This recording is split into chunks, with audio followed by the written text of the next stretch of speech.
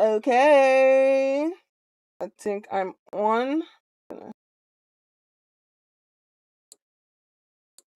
you go. Okay.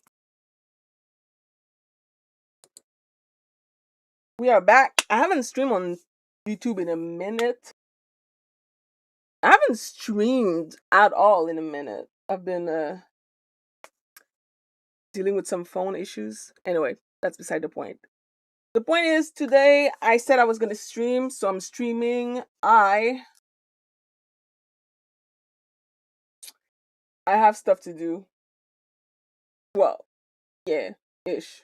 Basically, I got to do my nails because I ate all my nails this morning, so I'm putting fake nails right now. But I like them natural and short, so I'm doing them myself. Even though I suck at it, at least when I do it myself, it's free ish because I still had to pay for the material. And then I'm gonna do my makeup, and later I'm probably gonna do a Warframe, either a Warframe or a Hellblade stream. I don't know yet. I'm gonna have to decide. So that's that. That's the news for today. Let's start the video for Stephanie Sue. Tenmengo. The first video that we're watching is two more Duggar from 19 kids and counting arrested for crimes against children.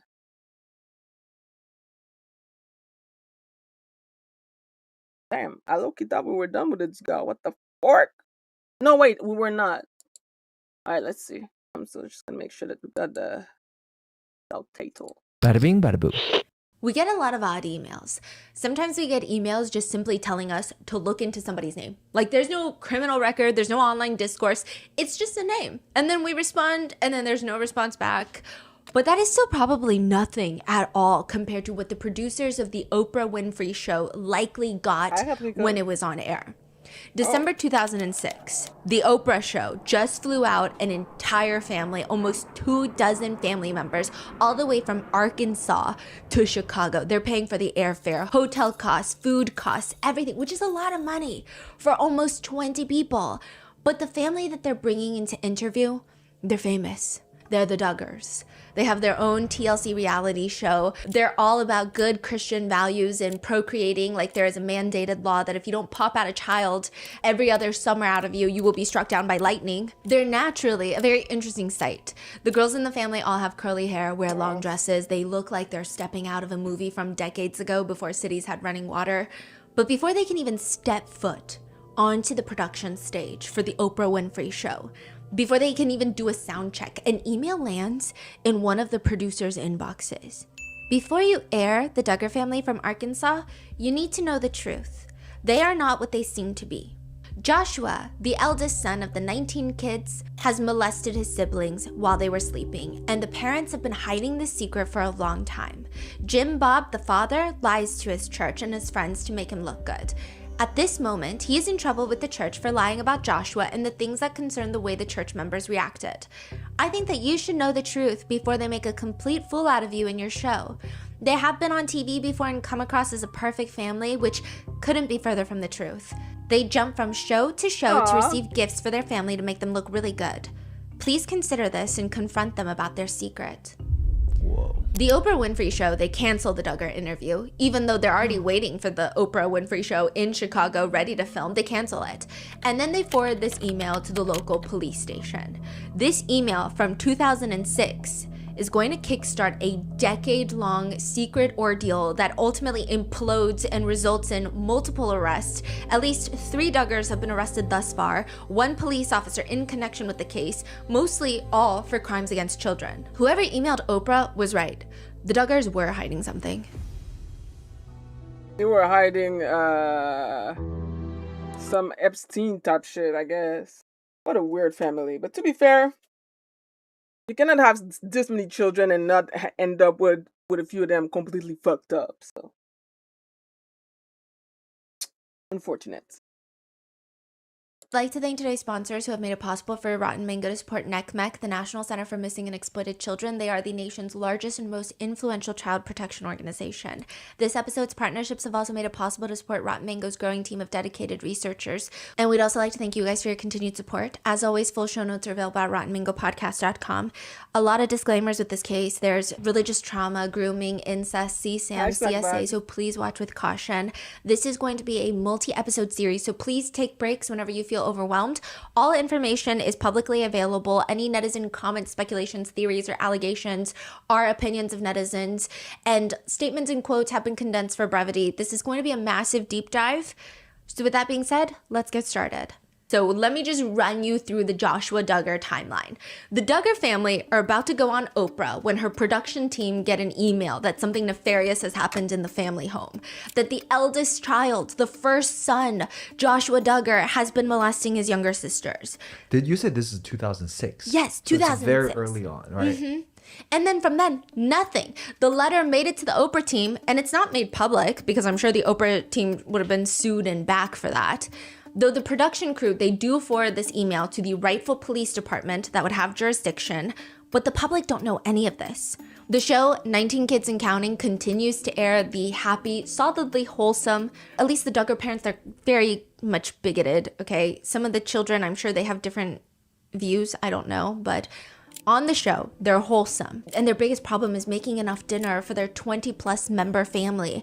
The public does not know that there are crimes against children being committed in the family home. It's not until 2015, almost 10 years later, that information is made public. In Touch magazine does a FOIA request, and they do an expose. They reveal that they were able to get their hands on the police files from back in 2006 when the police investigate the family after the failed Oprah interview. The police document goes public. The sisters who were abused by Joshua were very upset that the police file was made public because people are guessing which sister was the victim in the redacted files. They were able to put the ages together, the length of the redacted names, and it was pretty easy to figure out who had been victimized by Joshua. And they don't want that information public. No. So while a few of the sisters have publicly spoken out about it, I'm going to be very vague in some of the details, so it's hard to pinpoint who was a victim. But let's run through the timeline. Jim Bob Duggar, the family man Christian who wants capital punishment for crimes like incest, first learns that Joshua has been assaulting his sisters, touching his sisters while they were asleep. This is back in 2002 he figures this out. Joshua is 14. Okay. Joshua is 14, 2002, Jim Bob finds out. He does not report this to the police. A few months later, Joshua admits again that he's been molesting yet another sister. So the parents decide that they're going to discipline him privately at home, but nothing else. No call to the police, nothing. They will later report it, but not right now. Instead, Jim Bob punishes Joshua, and at the same time, he's running for the Republican Senate seat in Arkansas, and he's talking about how incest needs to be a capital crime. And the next year, in 2003, the Duggar parents are made aware of 2 more incidents where he molests a victim who is awake and sitting on his lap. Then around the same time, in the laundry room, he later puts his hand up another victim's dress. Jim Bob goes to the church. He asks the church leaders for the best course of action because he doesn't know how to prevent this from happening again. The church elders are like, oh yeah, he needs help. You gotta send him away. Jim Bob sends him to this counseling camp, or at least that's like what Jim Bob tells the police. There's a Christian counseling program where he had to do manual labor and work with counselors, which turned out not to even be a counseling camp. It was just like a fellow Christian who owned a home remodeling business. Not that I would even think a counseling camp would suffice, but it's just some church friend. When he gets back, remember Jim Holt? Joshua Duggar was supposed to court Jim Holt's oldest daughter, Yes. Kaylee. Everyone was like, oh yeah, they're definitely gonna get married because Jim Bob and Jim Holt are besties. They're both politicians, they both have a trillion children, and their son and daughter are they're the same age, they're gonna get married. Well, out of nowhere, Jim Holt is like, I'm not friends with Jim Bob anymore. I'm not talking about Jim Bob. My daughter will never be around Jim Bob's kids anymore. So no, fuck Jim Bob. And everyone's like, what happened? It was at this moment that Jim Bob tells Jim Holt, hey, this is what my son's been doing, and we're trying to remedy it by sending him to this counseling program. Wow, he volunteered that information. Yeah, and Jim Holt is like, that's actually crazy. You need to take him to the police. This is a literal crime that you actually advocate against when you're trying to In run your for office. So, like, campaign. you need to take him to the police. So that's what they do. They take Joshua to the police and they choose a very specific officer by the name of Joseph Hutchins. He's a former state trooper, but he is now in prison, federal prison, for the next 56 years for CSAM. The officer also, Yeah. but they didn't know that, right? When that happened. Did That's they what they know say. that? So what do you mean by they take it to? No, so Joseph Hutchins was a close friend, it seems, of the family. Okay. Or is at least very friendly with the family. So what is the police doing with Josh at that So point? Joseph Hutchins gives Joshua a very stern talking to, and that's it. What? Joseph Hutchins, also, he is in prison right now, and he will come out to state that, well, actually, Jim Bob lied to me. He told me it was just one time. If I had known it was multiple times, I would have written him up and done something about it, but he told me it was one time, so I gave him a stern talking to, essentially like that. Okay. But Hutchins, like I said, is a close family friend, gives him that stern talking to, I mean, of what could happen if he continues such behavior. And Hutchins is like, well, there's nothing else I can do about it. So for the next 3 years since that point, the Duggars focus on getting famous, making millions of dollars, showing their very safe, very loving, wholesome family of children who all live together while there were reported crimes inside the house. And then 2006, 3 years after reporting it to the police, they show up in Chicago for the Oprah Winfrey interview, and the producers get an email that something nefarious is happening in the house. A formal investigation starts. The family fly back to Arkansas. They relay all the stuff that's happened in the past few years, and the police determine in 2006 that the time in which they could have pressed charges has expired. They can't do anything about it. Everything is out in the open. No one is negating that this happened. It's just they can't do anything about it. And if you're wondering, how did somebody email Oprah? So the identity of the emailer is a little bit vague right now, but there were 2 emails sent. One to the police station directly, and then one to the Oprah Winfrey Show. And it seems like it all starts with a letter inside of a book. The In Touch reports, the Duggars told police that at the time Josh was accused of and admitting to these sexual acts, a family friend aware of what had happened had written down, in this little piece of paper, a letter, what he knew of Josh's actions. That letter was then placed inside of a book and then forgotten about. And then just recently in 2006, the book had been loaned out to someone else with the letter in it, and that person read the letter and started talking to all the church community members about what they found in the book of this letter, and somebody emailed Oprah. Wow. That's insane. Yeah. What the fuck? Yeah. So in 2006, mainstream media, the press, the public, they still don't know about any of these accusations, these allegations, except there's a few whispers on forums that something weird is happening with Josh Duggar and he's not a golden boy. But a lot of these whispers are coming from people that are in that same church community in Arkansas. They don't have proof. It's just like an internet whisper. Nothing is confirmed. 2015. In Touch gets their hands on that police file, and they decide to metaphorically let the hell gates open and release them to the public. They reveal that Joshua was 15 years old when he molested his much younger siblings and committed at least 7 acts of sexual molestation. It alleges that he would go from sister to sister because all the girls would sleep in one common room. All the guys would sleep in a common room, and he would molest them. Jim, Bob, and Michelle argued that Joshua apologized to the victims and they had forgiven him. Up. So what's crazy is what follows after is almost not, but almost Apologizing as is alarming not as the enough. original reports. The family released statements. Side note, in 2015, that's when the Ashley Madison leak is also occurring. So Joshua is married. He and his wife, Anna Duggar, have 4 kids, one of whom is born during the midst of all of this in 2015. She gives birth while all of this is happening. The In Touch expose goes live. Then the Ashley Madison leak happens.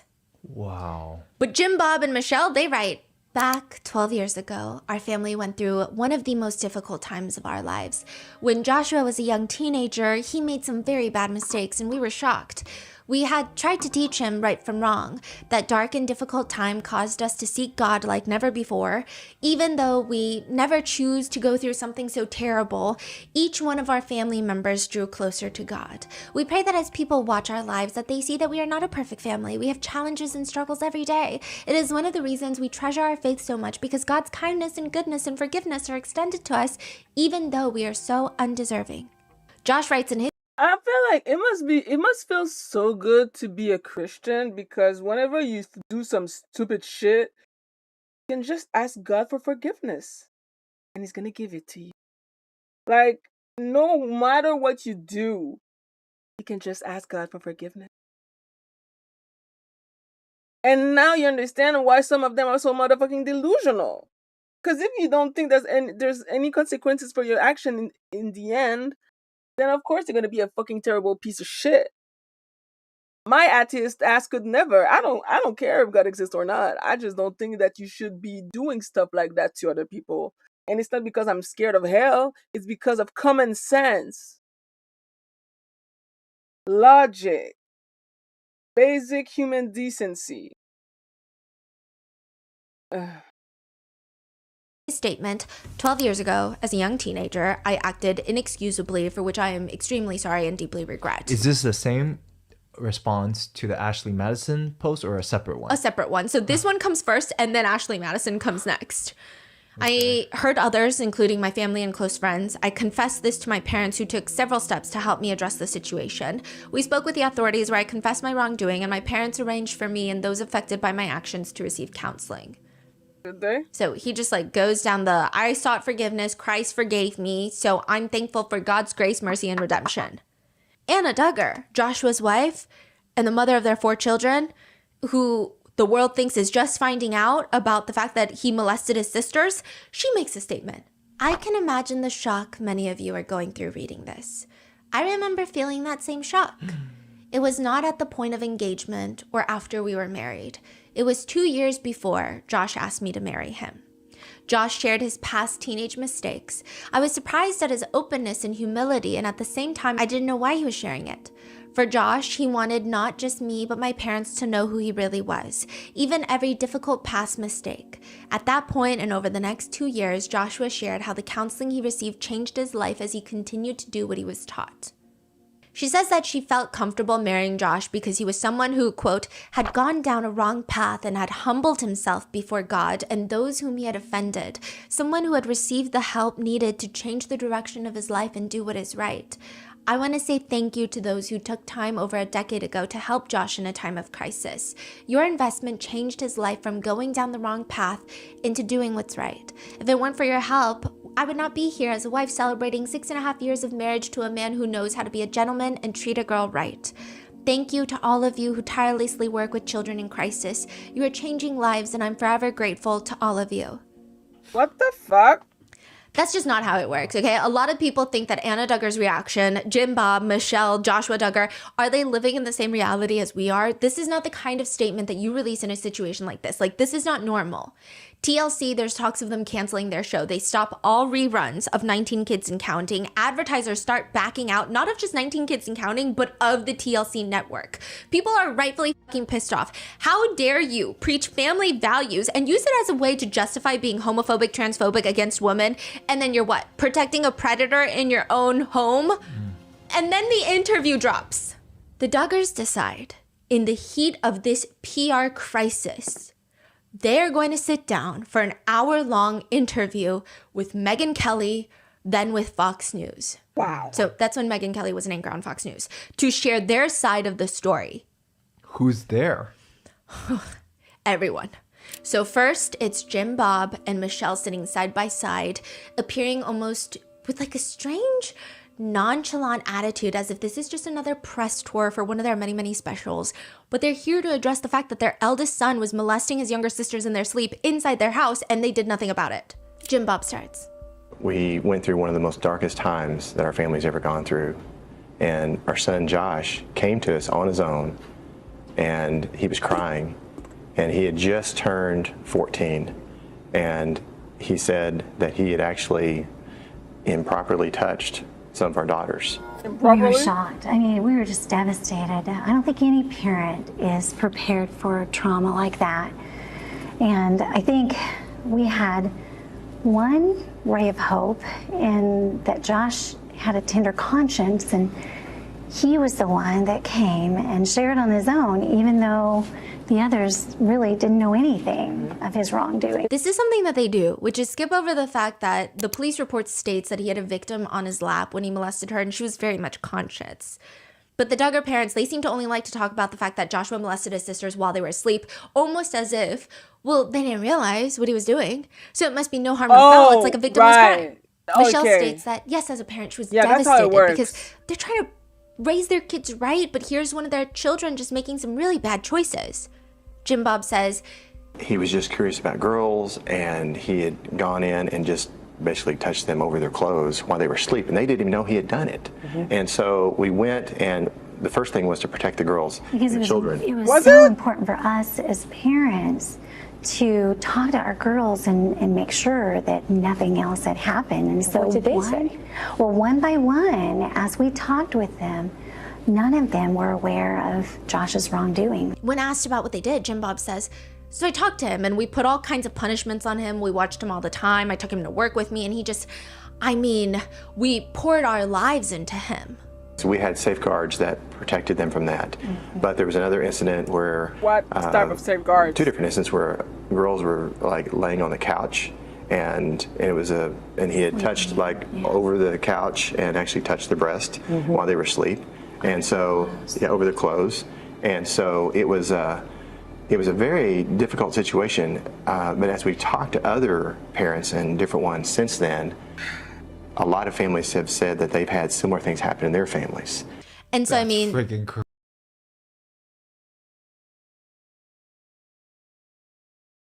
You mean it's common? Is it like an American thing? Because I was raised in French Canada. I don't know about that. Like I have two sisters, one half brother, one half sister. What do you mean?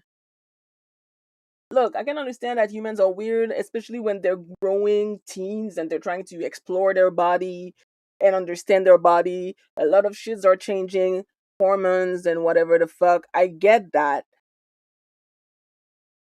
But I cannot think of a single time where I felt like I was curious about sexuality and I felt like I wanted to touch my sisters. Yeah. I don't think it's normal. I don't think it's normal at all. I don't think it's common. I would like to, I would hope so. Like, I don't want to shame like teenage people trying to understand themselves and their sexualities because it is weird, especially if you're in a fucking extremely conservative household. Like with parents like this, you probably don't necessarily get the type of like sexual education that you need to fully understand what's happening to yourself, to your body. You know, it's probably scary, but I still think that it doesn't necessarily justify incest, you know? I don't know. I feel like, yeah. Because I want to give grace to the fact that conservative family like this do not teach anything sexual to their children. They were not even allowed to kiss boys before they were married. Married! So, you know that sexually speaking, they don't teach them kids shit. But I still feel like it's not something that is normal or common.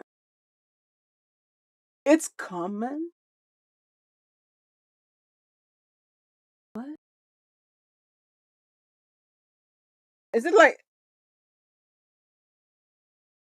So you're saying that if I had a brother, he would have touched me, trying to understand what...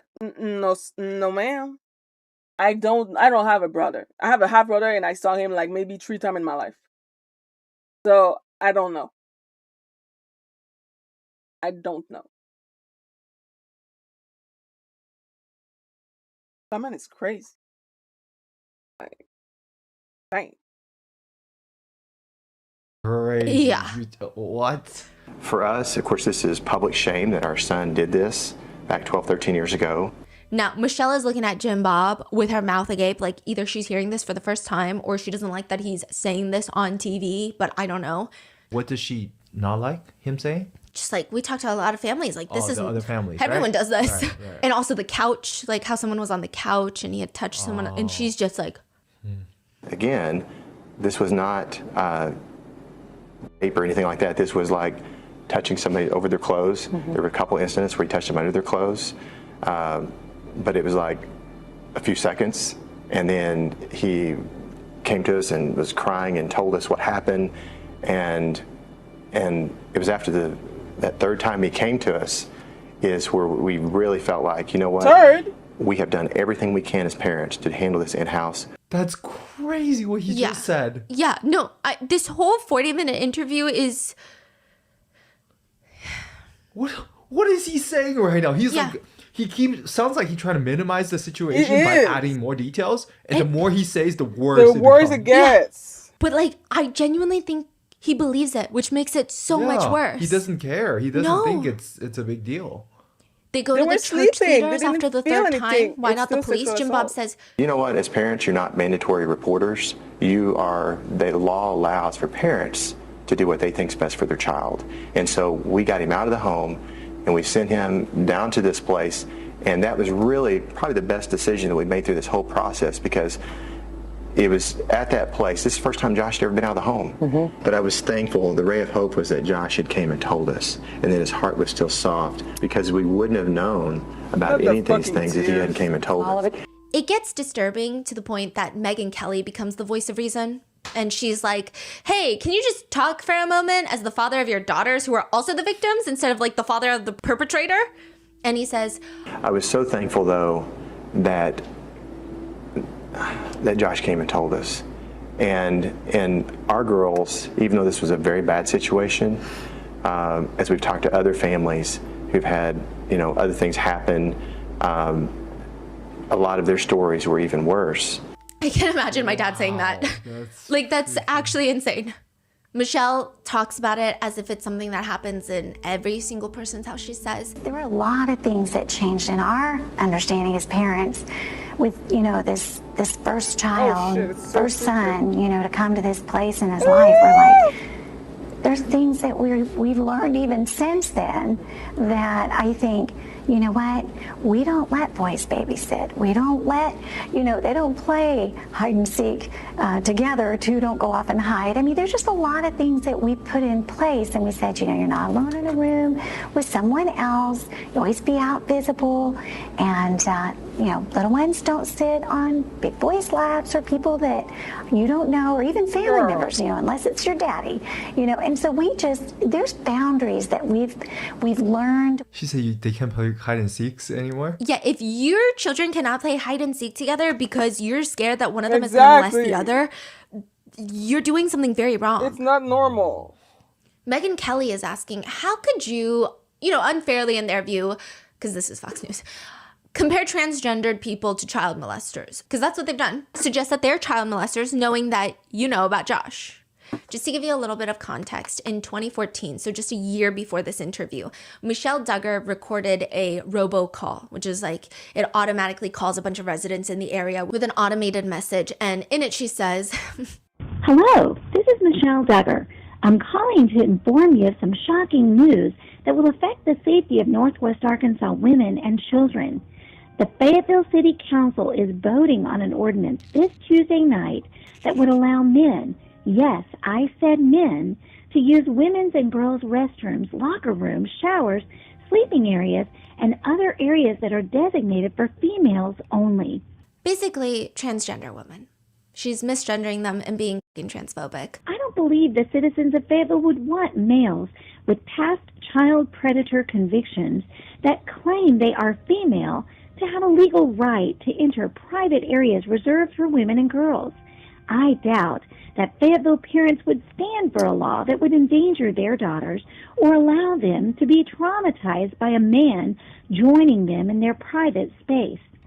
Parents, who do you want undressing next to your daughter at the public swimming pool's private changing area? I still believe that we are a society that puts women and children. Except that if she's a trans woman, then she's a woman. She has lady parts. She has breasts. She looks like a woman and talks like a woman. She a woman. So like, the way the bitch is talking is like, are you ready to like let your daughter see a dick? A whole penis? in the bathroom, which is not the is no, that's not the case. Like that's literally not the case. And the thing is, there's private changing room in places, and ultimately, I feel like it's a very tiring debate because bathroom should be like a universal right, and preventing people from going to the bathroom is fucking whack. Like, I'm sorry, but it's fucking whack. No, actually, I'm not sorry. It's trash. Let people go pee in peace, bitch. What the fuck? Like, sometimes people just even mix bathroom. Like, how many times when I was younger, I would like enter the man's bathroom by accident. Is that the end of the world? Is that a crime? Like, just let people pee. People just want to pee. Just let people pee and poop and throw up and have a moment and cry in the bathroom in peace. It shouldn't be a gender thing. Like, there's so many mixed gender bathroom too that also exist, and I feel like the solution to that would be to have more mixed bathroom, which not necessarily everybody is comfortable with that, which I can understand. Like, not you know, some people are not comfortable sharing space with men, especially. So yeah, but that message is funny though. Are you ready to see a penis inside the bathroom?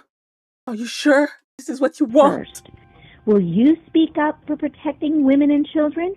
Call What about the children? 575-8330 and tell the Fayetteville City Council members and Mayor Jordan to vote no on Ordinance 119. Megyn Kelly's like, you just said every transgender woman is a fucking child predator that molests children. Meanwhile, they're not. And second of all, and like the fact that Megyn Kelly is the voice of reason, like, and this is so beyond me. Meanwhile, you're harboring a child predator in your house. Michelle responds with as many neurons firing in her brain as a tater tot. I think that protecting young girls and not allowing young men and men in general to go into a girl's locker room is just common sense. But this is different because you injected child molestation into it. You weren't even just transphobic with it. You just called them all child molesters. Meanwhile, you have Jim one Bob, in your house. the king of semantics and traps. I think you actually said pedophile in that, and actually a pedophile is an adult that preys on children. Joshua was actually 14 and just turned 15 when he did what he did. Okay. And I think the legal definition is 16 and up for being an adult preying on a child. So he was a child preying on a child. Okay. Okay.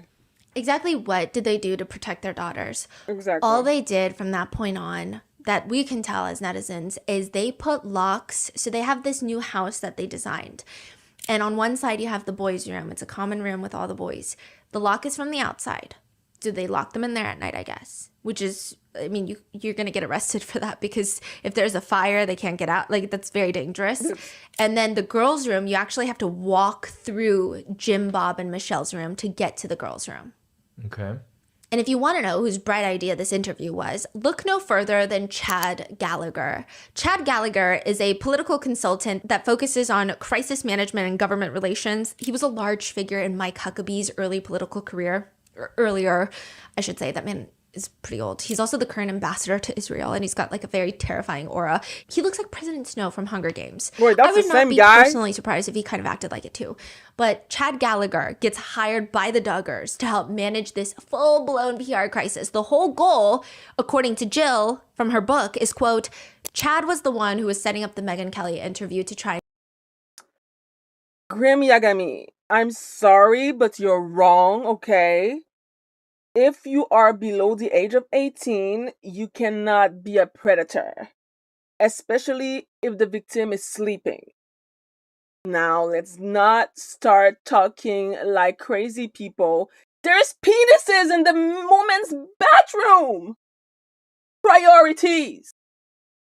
And get it to where TLC would be cool with moving forward with the show. Obviously, Fox News was chosen because the Duggars viewers are super conservative. But the real reason is they decide that this is going to be the classic PR stunt response of redirect and deflect. The family's message is going to pivot from Josh's crimes to victimhood. So the Duggar parents are arguing that the release of the sealed juvenile records caused the victims to be further victimized. And all the sisters will say that is true. So now and woke? I want to make it abundantly clear, I agree with it. But that being the only takeaway from this case is kind of absurd. As parents to the victims as well. And if Jim Bob and Michelle really cared about the daughters that were victimized by Joshua, this is a very, very sick way of expressing that, because right after Jim Bob and Michelle get off the counter stools, in walk 24-year-old Jill and 22-year-old Jessa. They're both married at this point. Jill is a mom, Jessa is expecting, and they're asked by Megyn Kelly, how old were you when Joshua inappropriately touched you? Jill says she was 12 and Jessa was 9 or 10. The whole energy of this interview, I mean, it's pretty clear, at least it feels from the audience perspective, that the girls do not want to do this interview, that there is some pressure element to this. I can't speak for Jessa, nor can I speak for Jill, but Jill has come out to say that she felt highly pressured into salvaging the family image. Her husband Derek states that Jill's participation in this interview is, quote, I wouldn't describe it as voluntary. It was more like being thrust into a suicide mission. You're gonna be harmed. But they wanted you to take the hit to ensure the show continues because it cannot fail. They would do anything to recoup their investment, even if it meant Jill was collateral damage. Wow. Jill says in her book that she's listening to Chad, the PR guy, and her dad talking about this Megyn Kelly interview. And the conversation goes something like this. No need for Josh to appear. No way. Maybe Michelle takes the lead. That could work. Who does the interview? It's gotta be a female. Megyn Kelly. Megyn Kelly would be great. PR. Jill is asked about this in an Amazon Prime documentary called Shiny Happy People, and in it she seems really traumatized by the interview, that she felt pressure and she felt like she was the only one that could fix it. She says, it was like, okay, we need you to fall in line here and do these interviews for the show. Go here, do this thing and that thing to kind of like rally the troops and get it back together. I didn't want to be there. I wanted to help my parents, and I felt like I was the only one who could do this, and I was the only one who could fill that role. The interview is not something that I'm proud of. If I hadn't felt obligated to do one, one, do it for the sake of the show, and two, for the sake of my parents, I wouldn't have done it. I didn't want to be there. I wanted to help my parents. Jessa has not really spoken out about whether or not she too felt pressure from her parents to do the interview, though I do think that the internet has come to their own conclusion just by the way that they respond to Megyn Kelly's questions. Jessa states in the interview that she thinks the public is blowing the whole thing out of proportion. And again, I'm not like... This is what she says, and I think this is why people think that she was also pressured. She says that people are calling Joshua a monster, a child molester, and she says... That is so overboard and a lie, really. I mean, people will get mad at me for saying that, but I'm like, I can say this, I was one of the victims, so I can speak out and I can say this and set the record straight here. Blink twice. It's okay, girl. Blink twice if you need help.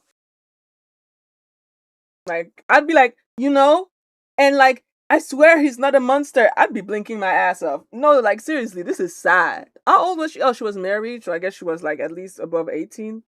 But it's still like fucking ridiculous and sad that she was forced to do this. I wonder if they paid her or it was just some sort of family humiliation ritual. Because I can't imagine being in this position, because I don't know, like, I have a kid, a son, and I learned that this son, and I don't know, for some reason I'm a famous family. I could never see myself doing this to my daughters or to the victims of my son. I could never see myself forcing my children to put themselves in that position where they're gonna have to be scrutinized by the entire world. It's extremely cruel. It's so cruel. Like in Josh's case, he was a young boy in puberty, and a little too curious about girls. And that got him into some trouble. And he made some bad choices.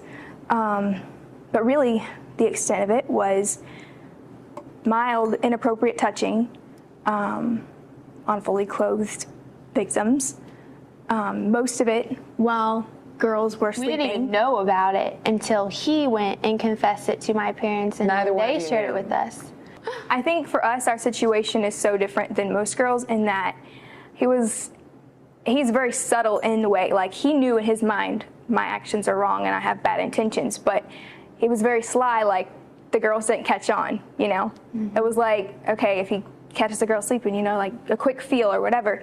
And, or like, you know, feel? if you're just not really aware, you know, in the situations that happened when the girls were awake, it was like they weren't aware of what was happening. It was very subtle. And so I think that for us, it's like, okay, we realize this is serious, but at the same time, it wasn't like a horror story or like this terrible thing where we're like, oh my goodness, we're like, That's one of the headline covers, House of Horrors. Yeah, it's ridiculous. That is not how you view it. No, and I think my parents, they acted I can see looking back as an adult now, they handled the situation very well. Jill breaks down in the interview talking about all of this becoming public, and a lot of internet users agree on a few things.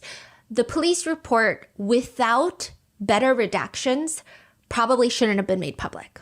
Even if In Touch got this police report, they should have further redacted it so that you could not decipher at all who any of the victims were. Yeah, I agree. I agree. There were not enough redactions to safeguard the victims. It was pretty clear who everybody was.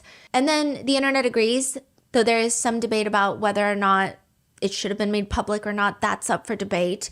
But they do agree with Jill. Like, there should have been better safeguards. Yes. However, that reminds me of that recent case of that young footballer in college in the United States that was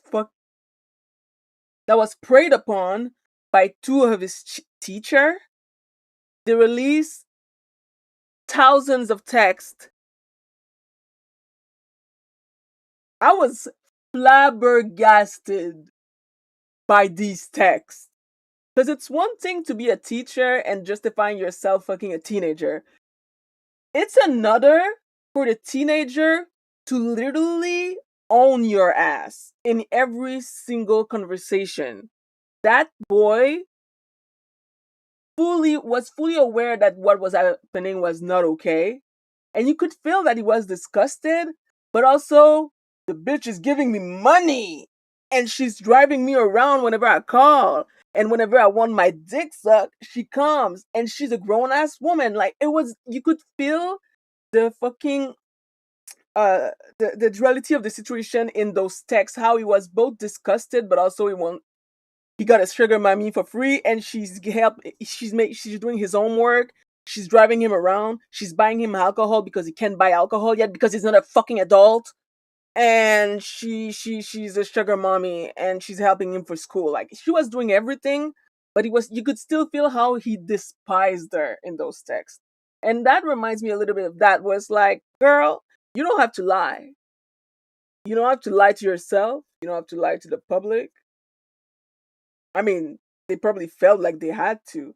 But in retrospect, I really hope that they were able to realize that that shit is fucked up.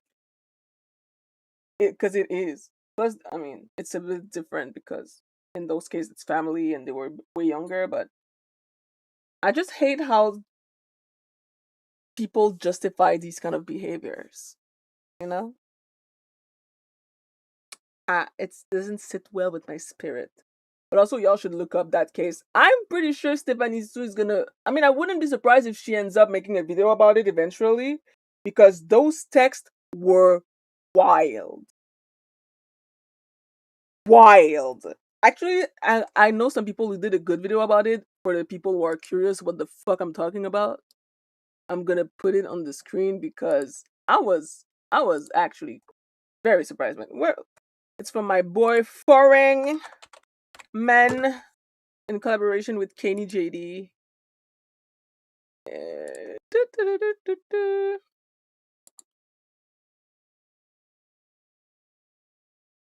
Yes, it's this video right here.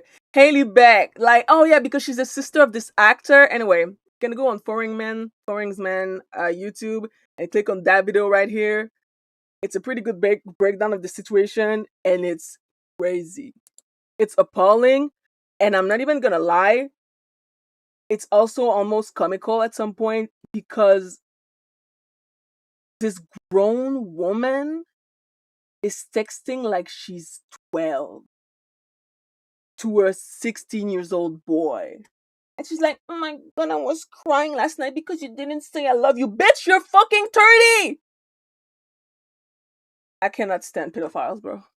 I can't. Netizens also noticed from a trauma standpoint the fact that the girls are displaying more trauma about the information being made public while repeating very similar statements as their parents about the actual abuse. It seems like somewhat of an internet indication of how the parents told the girls to feel. Maybe not how they genuinely felt in that moment, is what the internet believes. Yeah. It's all made worse by the fact that Josh is in the room while they're being interviewed by Megyn Kelly.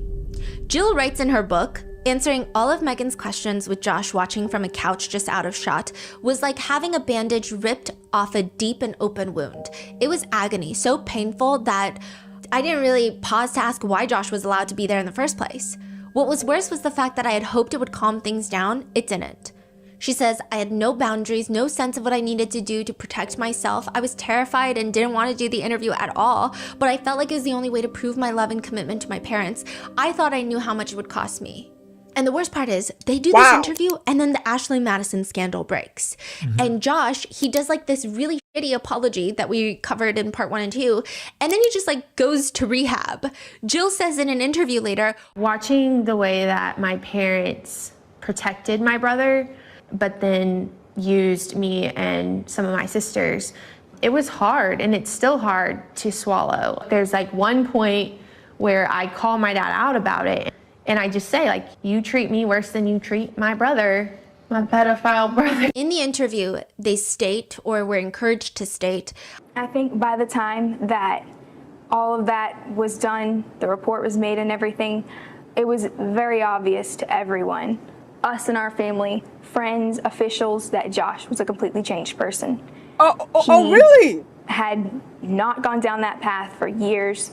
He was humble before God, before us, before the officials that were involved. So In Touch breaks the news. This interview airs, and then the Ashley Madison leak happens, and then 2015 continues to be a pivotal year for the Duggar family because of Joshua.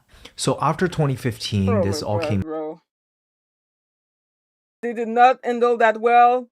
Yeah, they did not, but also I'm not surprised at the way they handled it, because it's very PR. It's very, I feel like we've heard that so many times before, especially with the Me Too movement. I feel like we've heard every single dumb excuses that people can say when it comes to sexual misconduct, sexual assault, and whatnot. Like, it's just, he changed, he went to rehab, he went to therapy. It wasn't that big of a deal. Oh my God, she's not a child. She was 15. There's always some dumb shit that is being said. You know, it's... Hi right there. Out. They are done with the show. Oh, we're still not even done with 2015. Oh, I thought you were saying 2015. Okay, yeah, because right after the Ashley Madison leak, a lawsuit drops. Joshua Duggar is being sued by an adult film actress for assault and intentional infliction of emotional distress. Okay, I have to give you some context. Danica Dillon is the adult film actress, but she was also doing a lot of dancing and paid appearances for local clubs. She says that in March of 2015, so earlier this year, Joshua Duggar came in and paid about $600 for a lap dance. And again, this is also shocking. It just adds more elements to the sadistic quality of Joshua Duggar, because his wife and kids are wearing $2 flip-flops. Like, they never buy anything new. They thrift. Anna Duggar will only cook him homemade meals to save money, and he's out here paying $600 for a lap dance. Ooh, and then he offered her... Ooh, no way. That's so nefarious. The mortgage is not even paid, motherfucker, but you pay $600 to get your dick hard? Your children are starving! Bruh, I'm sorry, but no, I'm not sorry. Why I'm so Canadian. Personally, that would have led to violence. I may have been arrested. If I learned that my sex pest husband, that I'm for some reason still with because he's the father of my 4 children, instead of helping pay the bills because I'm a stay-at-home mom, because I was I was basically groomed into marrying this man in a way from a very early age. So I did not have I didn't went to school or university or have knowledge to do anything other than stay at home. But that motherfucker is supposed to protect and provide is spending $600 on a fucking porn star, but not on me and my children.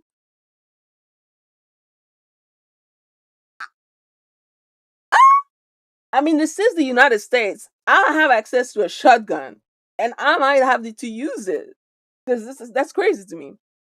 We are suffering, but you're too busy getting your dick hard. That would piss me off.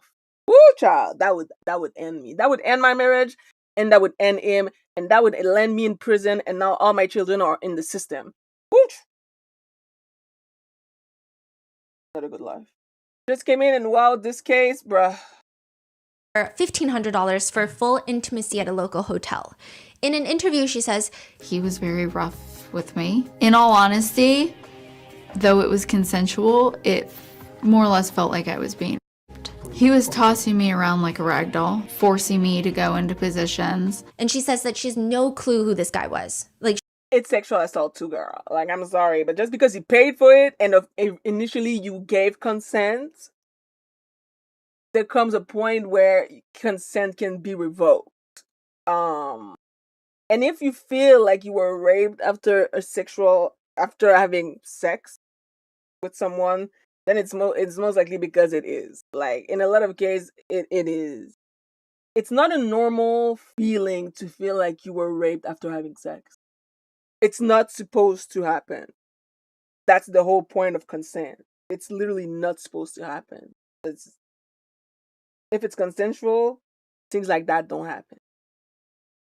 So, and I can, I feel like as a woman, a lot of us have been in that situation, and it breaks my heart now that I'm 31 now, so I can see this kind of behavior back when I was in my teen or early 20s, and it's so bad. It's so bad. And the kind of justification that we give ourselves to justify things like that happening to us because it's easier than to having to face the reality of the situation. Very, very bad. Very bad. I was gonna say something. Consent can be retracted anytime. I don't know if we had this kind of talk in the 2010 or whatever, but regardless, to anybody who's listening to this video and watching my reaction to it, it's not supposed to hurt. And it's not supposed to feel like rape. She just thought it was a patron of the club. She was terrified. She runs into him a month later at a second club, and he's profusely apologizing. He walked up to me and he goes, I am so sorry for the things that I did to you. I've been a fan of your movies. I've watched your scenes, that this is what you were into. I'm sorry if I ever mistreated you. And I believed him. That night they end up being intimate again, and she says he actually was a completely different person the second time. I mean, he was a little rough. So the Duggars, they fight this lawsuit. They first state that Danica Dillon herself stated in the interviews that she never said no, and that technically it was consensual, that technically it was consensual sexual contact for payment. That was her description of it. And then they later state, well, Joshua Duggar was never even in the area that Danica Dillon said that he was. Eventually, Danica Dillon drops the case with prejudice, which means that this is something that she tried to fight, but it means that she can never refile a lawsuit against Joshua Duggars for these crimes, alleged crimes, which has a lot of people at the time believing that Danica Dillon lied. Because, the Duggars are getting press. Oh, so much is happening with Josh Duggar. She's probably lying because she's an adult film actress. There is no public merit decision saying that Danica Dillon lied. She could have felt overpowered by the Duggars and their millions of dollars that they have ready to fight this case. She could have felt like her career, her profession, everything that she's ever done would be thrown in her face and she'd be dragged through the mud like a lot of victims had this actually gone to trial. She could have received hush money payout that is not on record. Many netizens are commenting, I think her story is accurate. But I believe that maybe she got some details wrong and the lawyers punched holes in her story and they convinced her to drop it. I think it's not unexpected or unreasonable that she couldn't remember every single thing. So maybe it wasn't the exact date she said. Maybe it wasn't the exact club. That's what netizens are saying. People believe that Jim Bob and Michelle would do anything to get rid of Joshua's quote-unquote problems. But what do you expect from the Duggar parents? Jim Bob and Michelle. In a blog article, Michelle Duggar teaches her audience. She's giving advice to anybody watching if you're going to be a newlywed. She writes, number 1, this is my advice to all newlyweds, be joyfully available. Whenever I speak with groups of other moms and married women, I always share this advice. It's been the best advice that I was ever given in regard to my relationship with my husband, Jim Bob. She says that one day her friend was telling her about it. You've got to remember this. Anyone can iron Jim Bob's shirt. Anyone can make his lunch for him. He can get his lunch somewhere else. But you are the only one who can meet that special need that he has in his life for intimacy. You're it. You're the only one. So don't forget that. He needs you. So when you're exhausted by the end of the day, maybe from dealing with the little ones, and you fall into the bed so exhausted at night, don't forget about him, because you and he are the only ones who can have that time together. No one else in the world can meet that need. So be available, and not just available, but be joyfully available for him. Smile and be willing to say, yes, sweetie, I'm here for you no matter what, even though you may be exhausted and big pregnant and you may not feel like he feels. I'm still here for you, and I'm going to meet that need because I know it's a need for you. Wow. What about my need?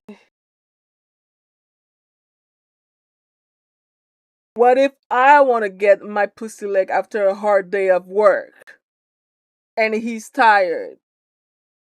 You know, like this, I hate male-centric women, because y'all are dangerous. Y'all protect abusers. Y'all make excuse for abusers. Y'all pretend that, like, abuse is not abuse. And you justify the bullshit mindset. Like, always be available for your husband, because otherwise he's gonna get his dick sucked by somebody else. If he get his dick sucked by somebody else, then he ain't my husband no more. It's that simple. I don't want him. He had one job. It was not what they say that when you get married till death do us apart or whatever. It's not until you don't want to suck my dick one night because you're tired, bitch. It's until death tear us apart or do us apart or whatever. So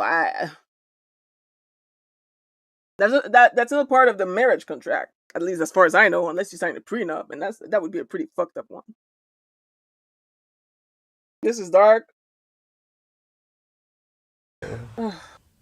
People like this are She says that she will be sharing this information with her daughters who get married. But the crazier part is that this is written after the Ashley Madison scandal, and there are insider sources who know the family that said that Anna Duggar was fucking pissed because she thought that Michelle Duggar was saying it was her fault that she was not joyfully available, so Josh Duggar cheated on her. Wow. Which, Michelle Duggar, why are you even writing blog posts right now? This is not the time for this bullshit. The religious group that they belong to is the IBLP, which, more on this later, but it's led by a man named Bill Gothard. He thinks Cabbage Patch dolls are evil reincarnated. Cabbage Patch dolls, they look like little dolls, okay? They look cute. But he said that the creator is a warlock who bewitched every single one to carry the soul of the devil. Okay. How can you say that voodoo is wrong when you have this kind of thoughts? I want to know. Because that's funny as fuck to me. But, like, how is this type of bullshit not called religious psychosis? Because it sure the fuck sounds like religious psychosis to me. And don't get me wrong, I've been watching a whole lot of horror movie. Dolls are terrifying. I mean, shit. Some people here probably saw the clip of me reacting to a fucking horror movie scene with a weird-ass doll. But guess what? It's a fictional movie. You wouldn't see me act like this IRL because I'm not crazy. At least I think so. I do have mental illness, but I don't feel like my mental illness would still justify me saying something like that. But I don't want to shame people. So, like, you just know where that's going to go. Bill Gothard goes on to create these wisdom booklets. This teaches the followers everything. They're all homeschooled. It teaches them what to wear, how to choose the right toothbrush, and detrimentally, what to do in the event of being sexually assaulted. In the wisdom booklet, they have this whole part on what to do, and it asks what part of your being did the offender damage? And which part of yourself did you damage with that bitterness and guilt? And it asks you to ask the question, why did God let it happen?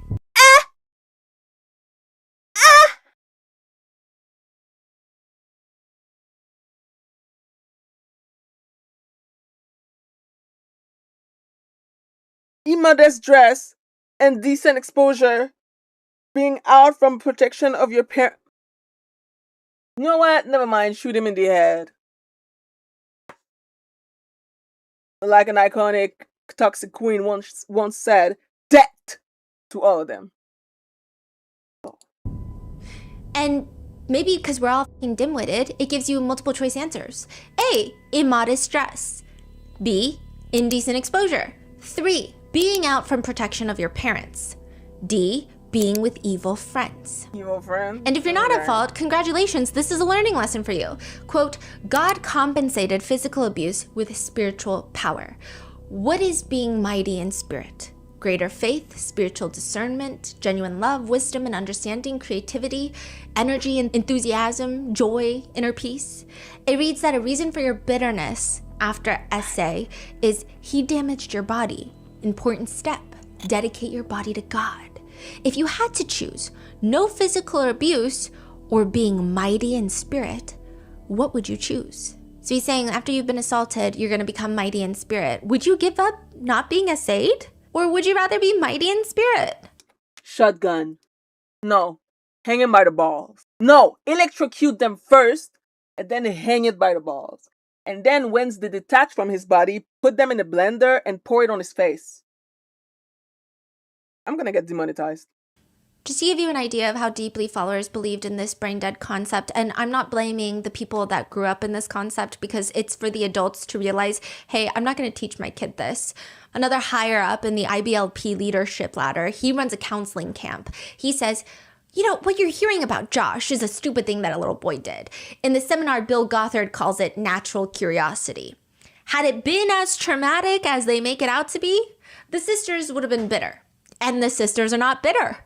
In another wisdom booklet, there's a little Q&A portion that reads, what if a wife is a victim of her husband's hostility? Basically, what if you're a domestic violence victim? The answer reads, there is no victim if we understand that we are called to suffer for righteousness because Christ also suffered for us, leaving us an example that you should follow his steps.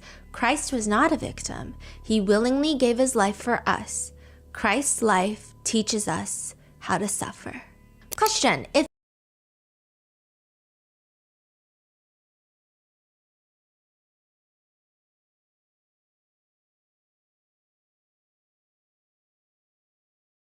this is very triggering. Holy fuck. Dear God. Dear God. If that motherfucker exists, he ain't shit. Because what do you mean? What do you mean? Like, this is the type of bullshit that low IQ individual, I am so sorry, say to justify evil because in their mind, that's the only thing that makes sense. But that's, if your God is so righteous and so great and so perfect, he's gonna let this happen to you because he needs to teach you righteousness and how to be a better person? You need to be violated for that? You need to suffer like that for that? No, bitch. No. I don't think you're praying to some god. I feel like you're praying to Satan himself because I ain't no fucking way that you're saying that like no, like it's normal. Like it's you know, normal and obviously it's in God's plan. Fuck his plan. And fuck him too. Cuz if that's the God that you pray on, that you pray to, fuck your God. He's trash. I'm agnostic / atheist, and from what I learned back when I was in school in that one religious class, I don't really feel like that's the kind of shit that God is supposed to like do. But I'm not Christian, so I guess I don't know. Maybe it is. And I feel like at this point it might, because every time I hear some fucked up bullshit, it's often a Christian. And I don't want to hear some people in the comment talking, but what about the Muslim? We're not talking about a fucking Muslim here. Okay? We're talking about Christian. And that is unfortunately how I see a whole lot of them. If my husband violates God's moral laws against our children, shouldn't I at least separate from him in order to protect our children?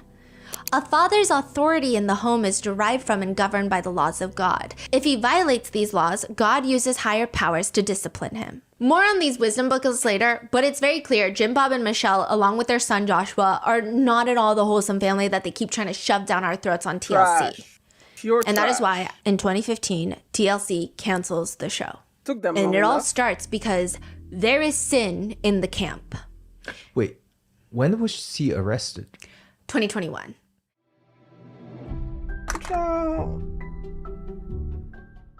There is only one rule in this story. Survive. Apex? In the new Netflix film Apex, Charlize Theron is Sasha, a woman testing her limits in the Australian wilderness. But what starts as a test of endurance turns into a deadly game with a ruthless and lethal predator played by Taron Egerton, whose familiarity with the landscape gives him a chilling advantage. For Sasha, every decision is a matter of survival, but her resilience and intelligence make her a force to be reckoned with. Apex, only on Netflix, April 24th. Bro, what? I mean, I've seen her make like ads for Netflix before, but Apex, like, girl, I know damn well you don't play Apex, okay? And that's okay. But are we talking about this game?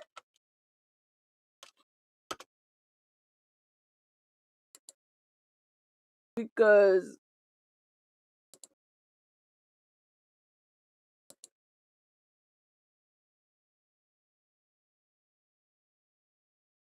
I never played Apex. It's not my type of game at all.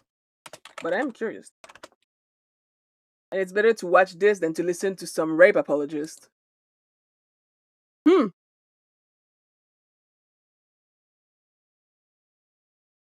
I wish I could see the poster, but I guess I'll look it up eventually.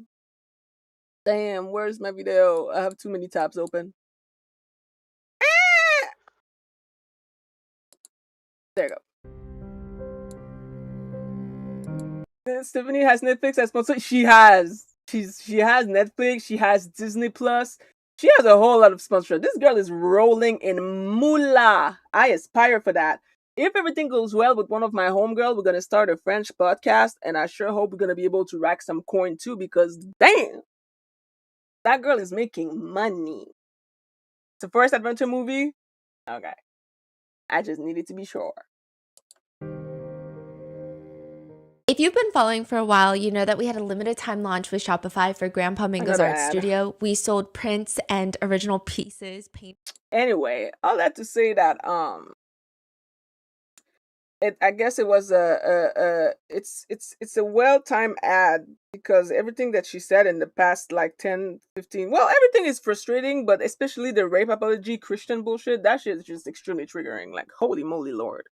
I need all these people to honestly burn in hell, but like right now, right here, while they're still on earth.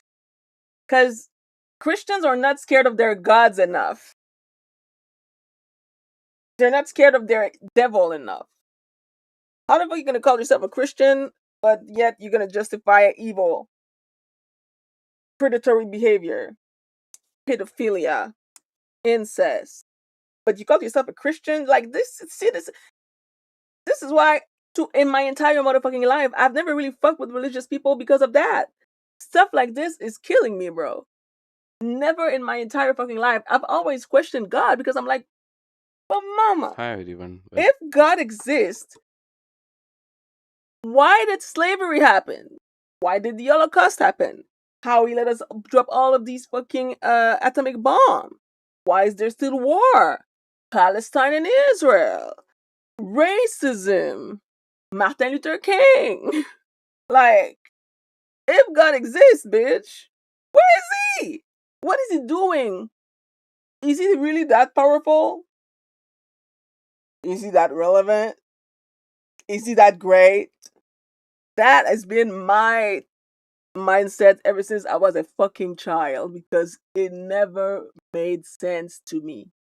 I feel like it's very detrimental, the idea that if you commit a sin, you can just ask for forgiveness and no matter what, you are still a child of God and he will always love you.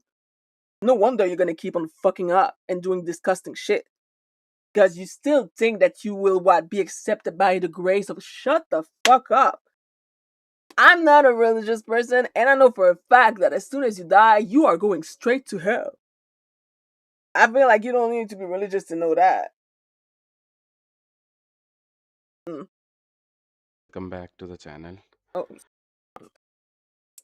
Oh, did I just get a teaser for a future venture? I hope it all goes well. I definitely look out for it.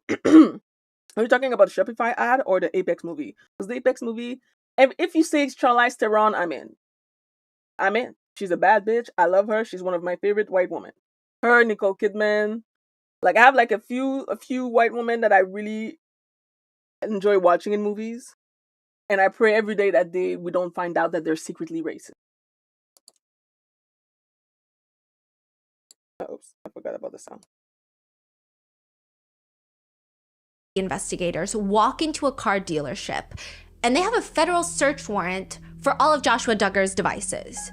The first thing Joshua Duggar does is reach for his phone to call his attorney, but before he can, the agent sees it because the phone is now evidence.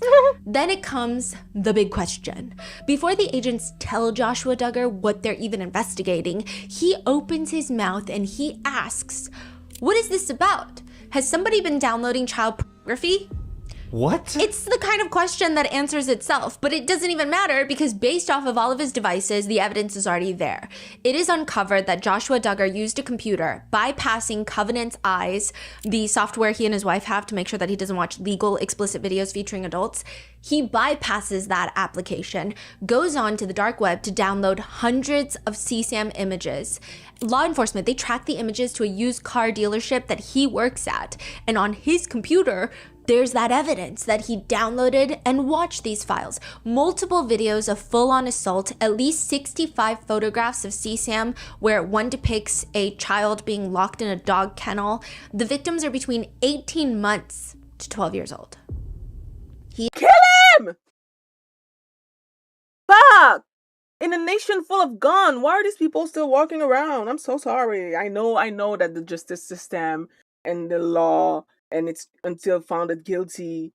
But it was on his phone. It was on his fucking computer. So just like, because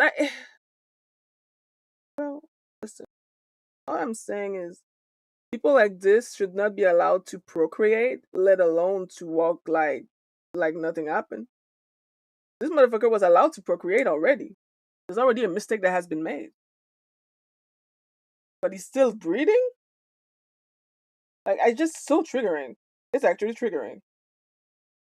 Because I could never be a law enforcement agent. I would probably be corrupt. I would 100% be corrupt. Because if I hear stuff about CSAM, you might not make it to jail, bitch.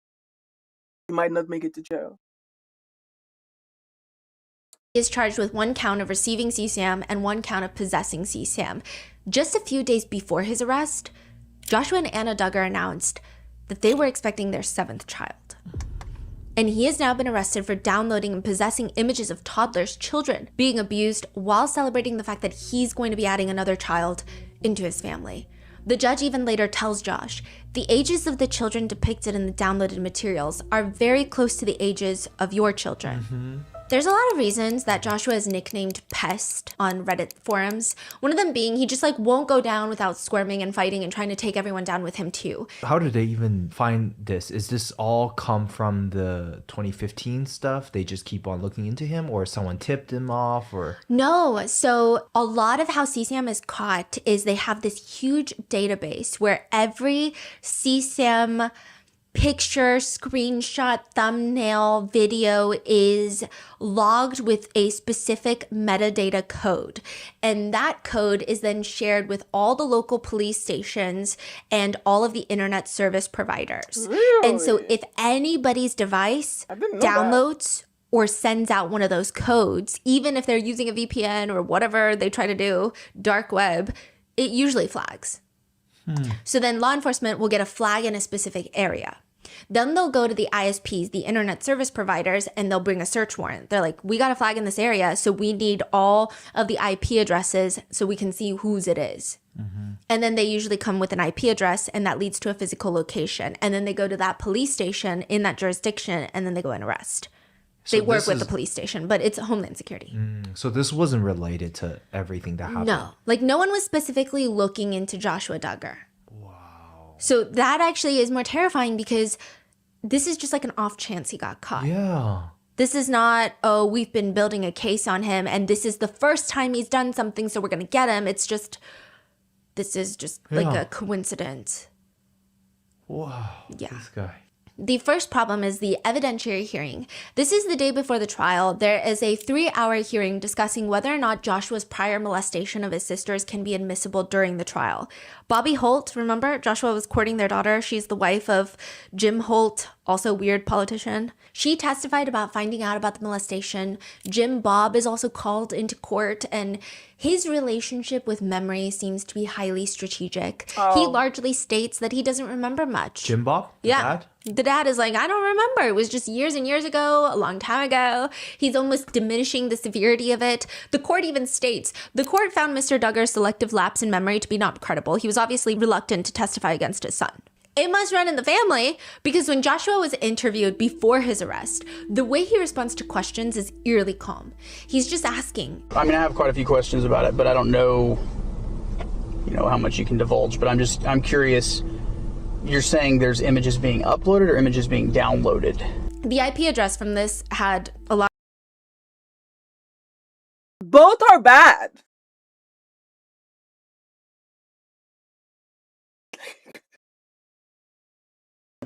What do you mean?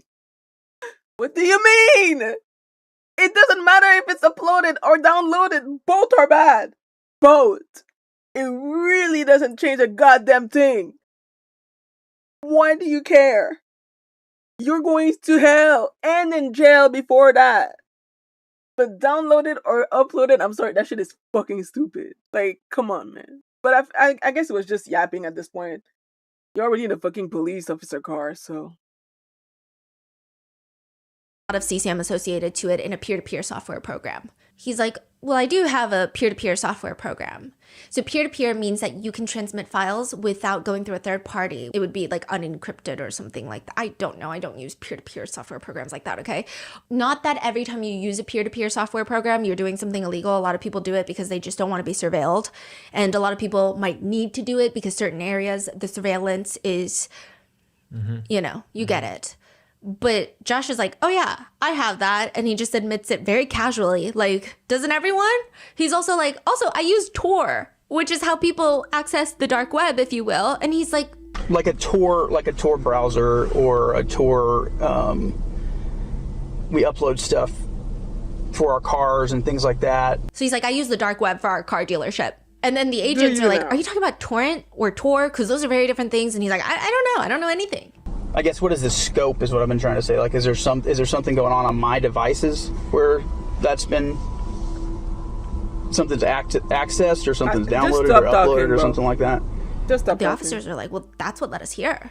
He later says so casually. I don't want to say that I'm guilty or not. I'm just not saying, on accessing inappropriate content at some point, at any point in my life. Which is crazy. I mean, I will say that I will Google some crazy things for cases, but I can definitively say to a cop, I have never accessed anything inappropriate in my lifetime. But he's like, I can't say, for sure. I don't want to I don't want to put that in the, you know what I mean? Where's he going to find it's on like, my browser? What do you mean? I think most people can definitively say that. And even that can be sometimes ethically questionable because, Pornhub has been under scrutiny for a lot of time. I haven't been on Pornhub ever since, like, the whole, oh my god, my rape video ended up on Pornhub, and oh my god, I was like 12 when this video was shot, and I haven't used Pornhub in a while because of that. But ultimately, broski, I feel like there's a huge difference between Pornhub and children in cages.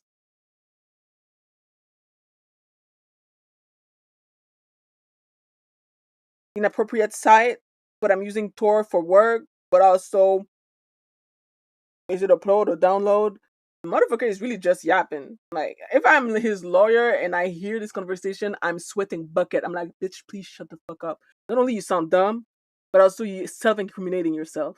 Regardless, Joshua's history of molesting his sisters is allowed to be admitted into trial. Ooh. But the pest does not give up. During the trial, he tries to point the finger. His attorneys basically do the whole, this is a classic whodunit. You know, whodunit Not a and Christian downloaded the persecution. CSAM. Am I right? They even bring in people from Covenant's Eyes to testify how the operating system only works on Windows, but Joshua went and got Linux, I don't know, to bypass any and all detection that the software could have. The password used was allegedly the same password Josh used for the family's Instagram account. So the same password that he used to hide the CSAM is the same Instagram family account password. And then Josh and his attorneys try to suggest that a former employee who happened to be a sex offender probably did this, but they don't call him to the stand because the judge is like, well, what are you going to ask him when you call him to the stand? You can't just like point your finger at somebody and say, well, maybe it's them. Well, you're not allowed to bring up his previous connection if that's what you're trying to do. Like, you're not allowed to bring up the fact that he was a previous sex offender. And they're like, really? Then don't bring him in. Which, I mean, the court, quote, surmises the only reason for calling him was to reveal his sex offense conviction to the jury. The defense also starts arguing that Joshua should be acquitted because there's no proof that he actually viewed the material. Quote, Mr. Duggar argues that the court should enter a judgment of acquittal as to both counts of conviction because the jury was not presented evidence sufficient to show he actually viewed any CSAM. Basically saying that they need to show proof that he viewed it to establish needed convictions. And their last throw it at the wall and see if it sticks is the most nonsensical. Joshua Duggar is an Apple guy. There's no CSAM on any of his Apple devices because it's not his. During the trial, it stated multiple times the files that he was downloading were, quote, torture and depicted victims in visible pain and screaming. Fuck's sake. One of the downloads was connected to Daisy's destruction, and the special agent that worked on this case testified that it was in, quote, top 5 of the worst that I've had to examine. The defense... Was there any conversation or investigation or anything about his kids? No. Yeah. Okay. The defense tried to argue that these statements should be excluded. They want to exclude any opinion by law enforcement officers that certain CSAM images are considered worse than others. I guess they're trying to say worse is subjective.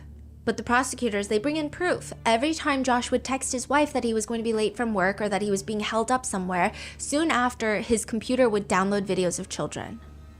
Additionally, through cell tracking towers, the prosecutors were able to prove that 1, these videos were downloaded in the car lot outside of Joshua's workplace. Okay. And 2, Joshua was the only one there at the time that he's downloading these files. And 3, he's texting his wife that he's going to be home late. Nobody else is there, not another employee, nobody.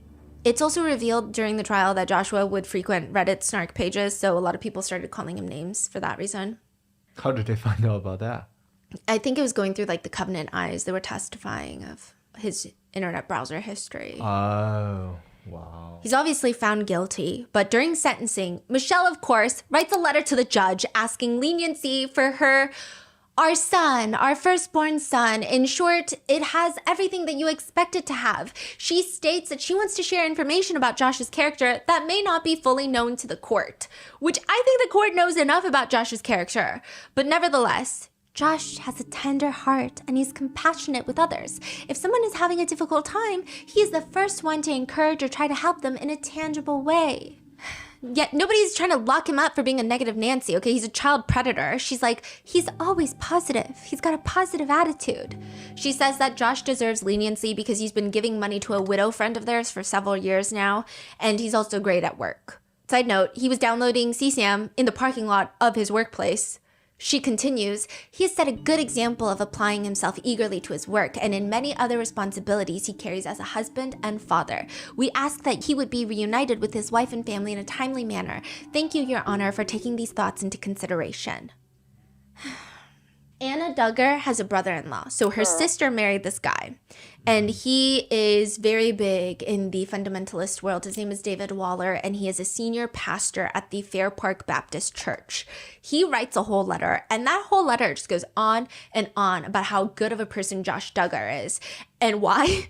Quote, "It was Josh Duggar who offered to help me finish a large deck project for our in-laws, giving his time and money during Christmas week to complete a large deck with a handicap accessible ramp. It was his generosity and personal initiative that designed the cable railing system for the deck to keep everyone safe and allow wheelchair access to the Kellers family's double-wide trailer home." He goes on to create like a laundry list of all the things Josh has helped with, including decorating this pastor's laundry room. I didn't know interior design is like a sign of virtue. Then he continues that he once went on a road trip with Josh and his family, and one of Josh's kids were misbehaving. Quote, "I listened as Josh Duggar stopped the vehicle, took his little one aside privately and lovingly, and patiently talked with his child. I was in awe at the tone and love that he showed. On a number of occasions, I've been in Josh Duggar's home for an overnight visit. I've observed him gather his children and read to them from the Holy Scriptures, the Bible, then pray, and then have a beautiful time singing songs about Jesus while playing the piano." This is why I despise character witness statements. When it comes to crimes against children, you feel safe around him? Great. He's also nice to elderly people? Great. He loves cats? Because that's not the demographic he's abusing. His victims are children, not you, a full-grown adult, and how helpful he is with the porch renovation will never offset the crimes that he committed against children. I just don't understand. The prosecutors have responded really critically of the character letters, stating that none of them, 0 of them, address Josh's actual crimes or the victims. May 25th, 2022, Joshua Duggar is sentenced to 151 months, 12 and a half years in federal prison, followed by 20 years of supervised release with the condition that he is not permitted to have unsupervised contact with minors, including his own children. He cannot have a computer, and he definitely cannot have any explicit material on his computer of any kind, even the legal ones. The judge even states, "This is some sick stuff." After the conviction, Jim Bob and Michelle state to, I don't know who. Okay. "The entire ordeal has been very grievous. Today, God's grace through the love and prayers of so many has sustained us. Our hearts and prayers are with anyone who has ever been harmed through CSAM. In the days ahead, we will do all we can to surround our daughter-in-law, Anna, and her children with love and support. As parents, we will never stop praying for Joshua and loving him. As we do with all our children in each of life's circumstances, we place our trust in God.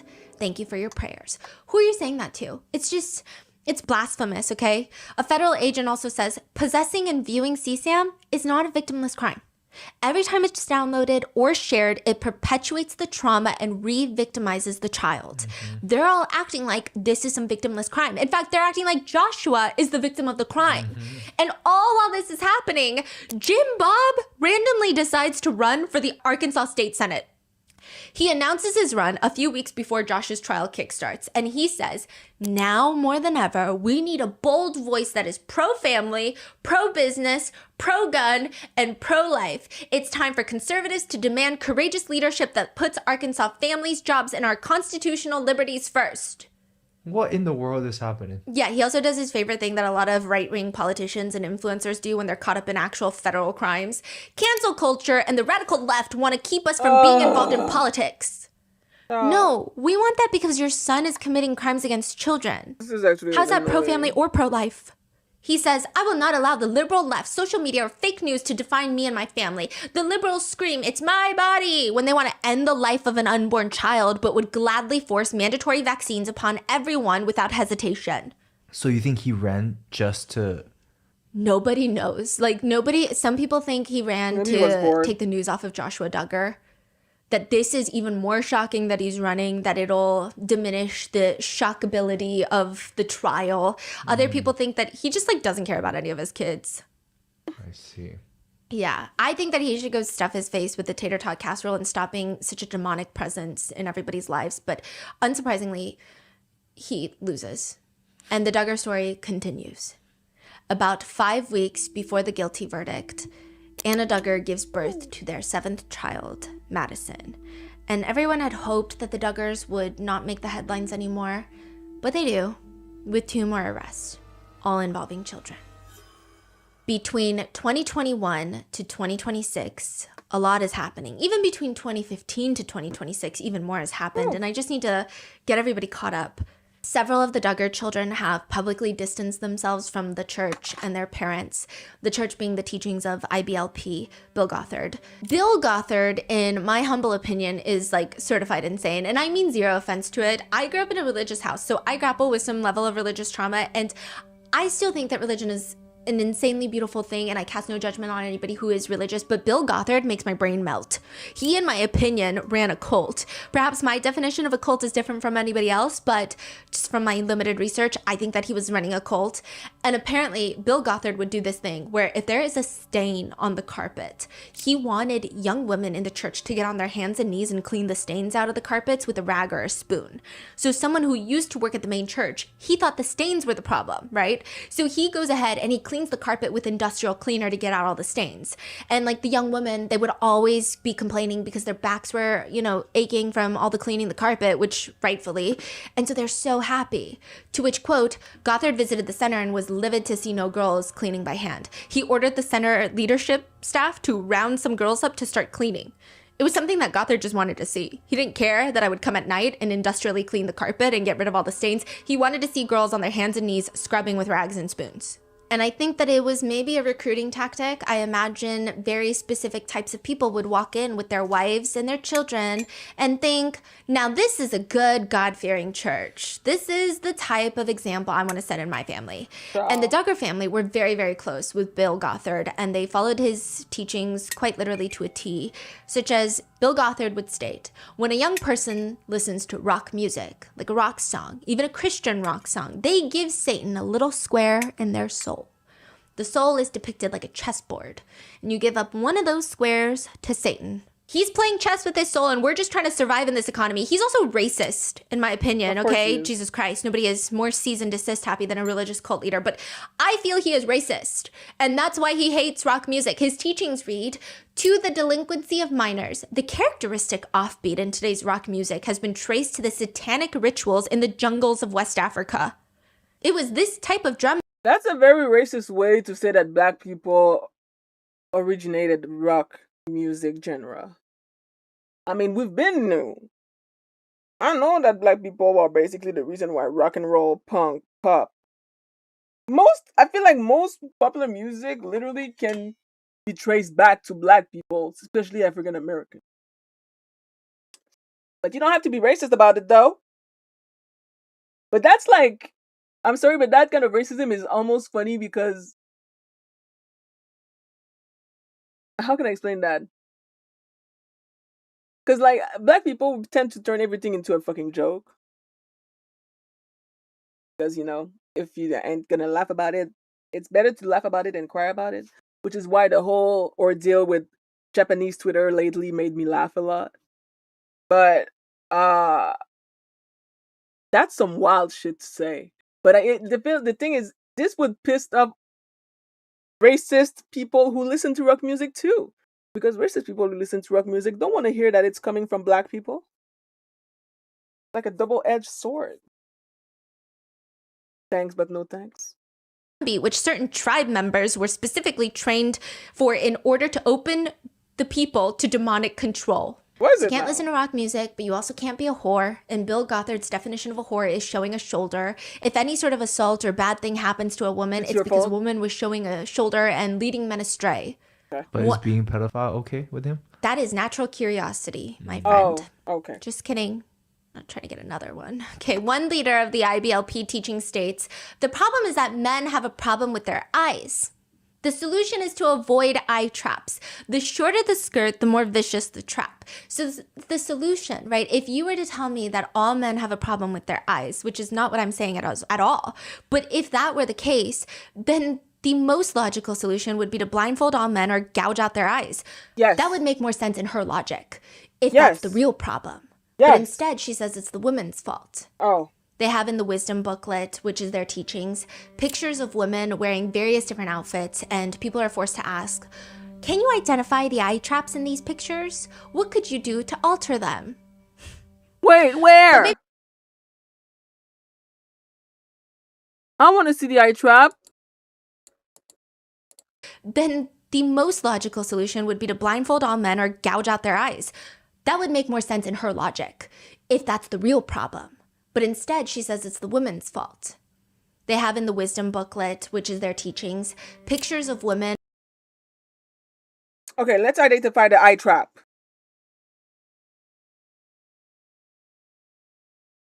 Okay. Putting myself in the mind of a conservative crazy person. This right here is blasphemous. Let me take down this whore.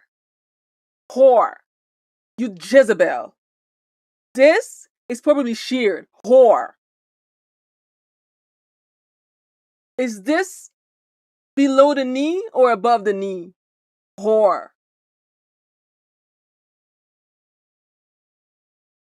We can see a little bit of the wrist here, and that makes me uncomfortable. But most importantly, we can also see the ankle. Now, I think that we may have evolved a little bit from the ankle thing, but you know, this is limit. Like this is like you're not a whore, but watch yourself. This here, this is way too low. Whore. This is too tight around the waist. It's we can see the form of your body too much. Whore. All of these women deserve to be sexually assaulted, obviously, because I mean, come on now, if they didn't want it to be sexually assaulted, they should have like stayed home. And if the assault comes from their husband, well then they should have never been born. No woman, no problem. I'm a real Christian. Hey, I'm learning fast. Wearing various different outfits, and people are forced to ask, can you identify the eye traps in these pictures? What could you do to alter them? But maybe it's not what you're wearing. Maybe it's that little eye twitch thing you do. Like, you know, the spasm of the muscle in the eye, but they consider that winking, and only whores wink. Yeah, you can't wink. It's a very whorish thing to do. Okay. And quote, those who fall to her whoredom are stripped of resources and vibrancy of life. And what do whores get? Crabs. Crabs. Quote, the public lice, often called the crab, is only one of several parasites which can be transmitted through immorality. I mean, the logic is sound if you have the genetic makeup of a russet potato. They've also said some other controversial things, such as the abortions in America right now, there is currently a baby holocaust. Bill Gothard states, the one who has made porn popular in America has done more damage to America than 100 Hitlers. Oh my Ginger God. Duggar has since left IBLP and denounced Bill Gothard's teachings, and she says, I was in the very back row of a 15-passenger van and somebody turned on Christian worship music. And I was like, this is the day we all die. And I was crying in the back seat of a car. Like, that's how shook up I was over it. Jill says that whenever she wore pants, that was seen as a small act of independence, and quote, anyone who is making decisions for themselves that the parents don't give their blessing, that is seen as rebellious. One former member of the IBLP says, girls were taught that boys were almost unable to control their lust. It was our responsibility to help them control it by dressing modestly. And if we didn't, we just got what we had coming to us. Wow. One victim of IBLP says that when a man shows up in your life and decides he wants you, it's not up to you to say no. If you don't want him back, you have to come to terms with it because this is surely what God wants for you. Dangerously, the wisdom booklet teaches that in the event of unfaithfulness in the marriage, quote, allow for divorce and or remarriage is basically destroying someone's relationship with Christ and the church. An article on the IBLP's website reads, serve and appeal to your husband. And it gives these like short biblical references, but it reads, you must ask God for a plan on how you can serve your king in order to gain his heart and present your appeal. I recently read something about how, like, the use of arsenic went down when divorce became more available.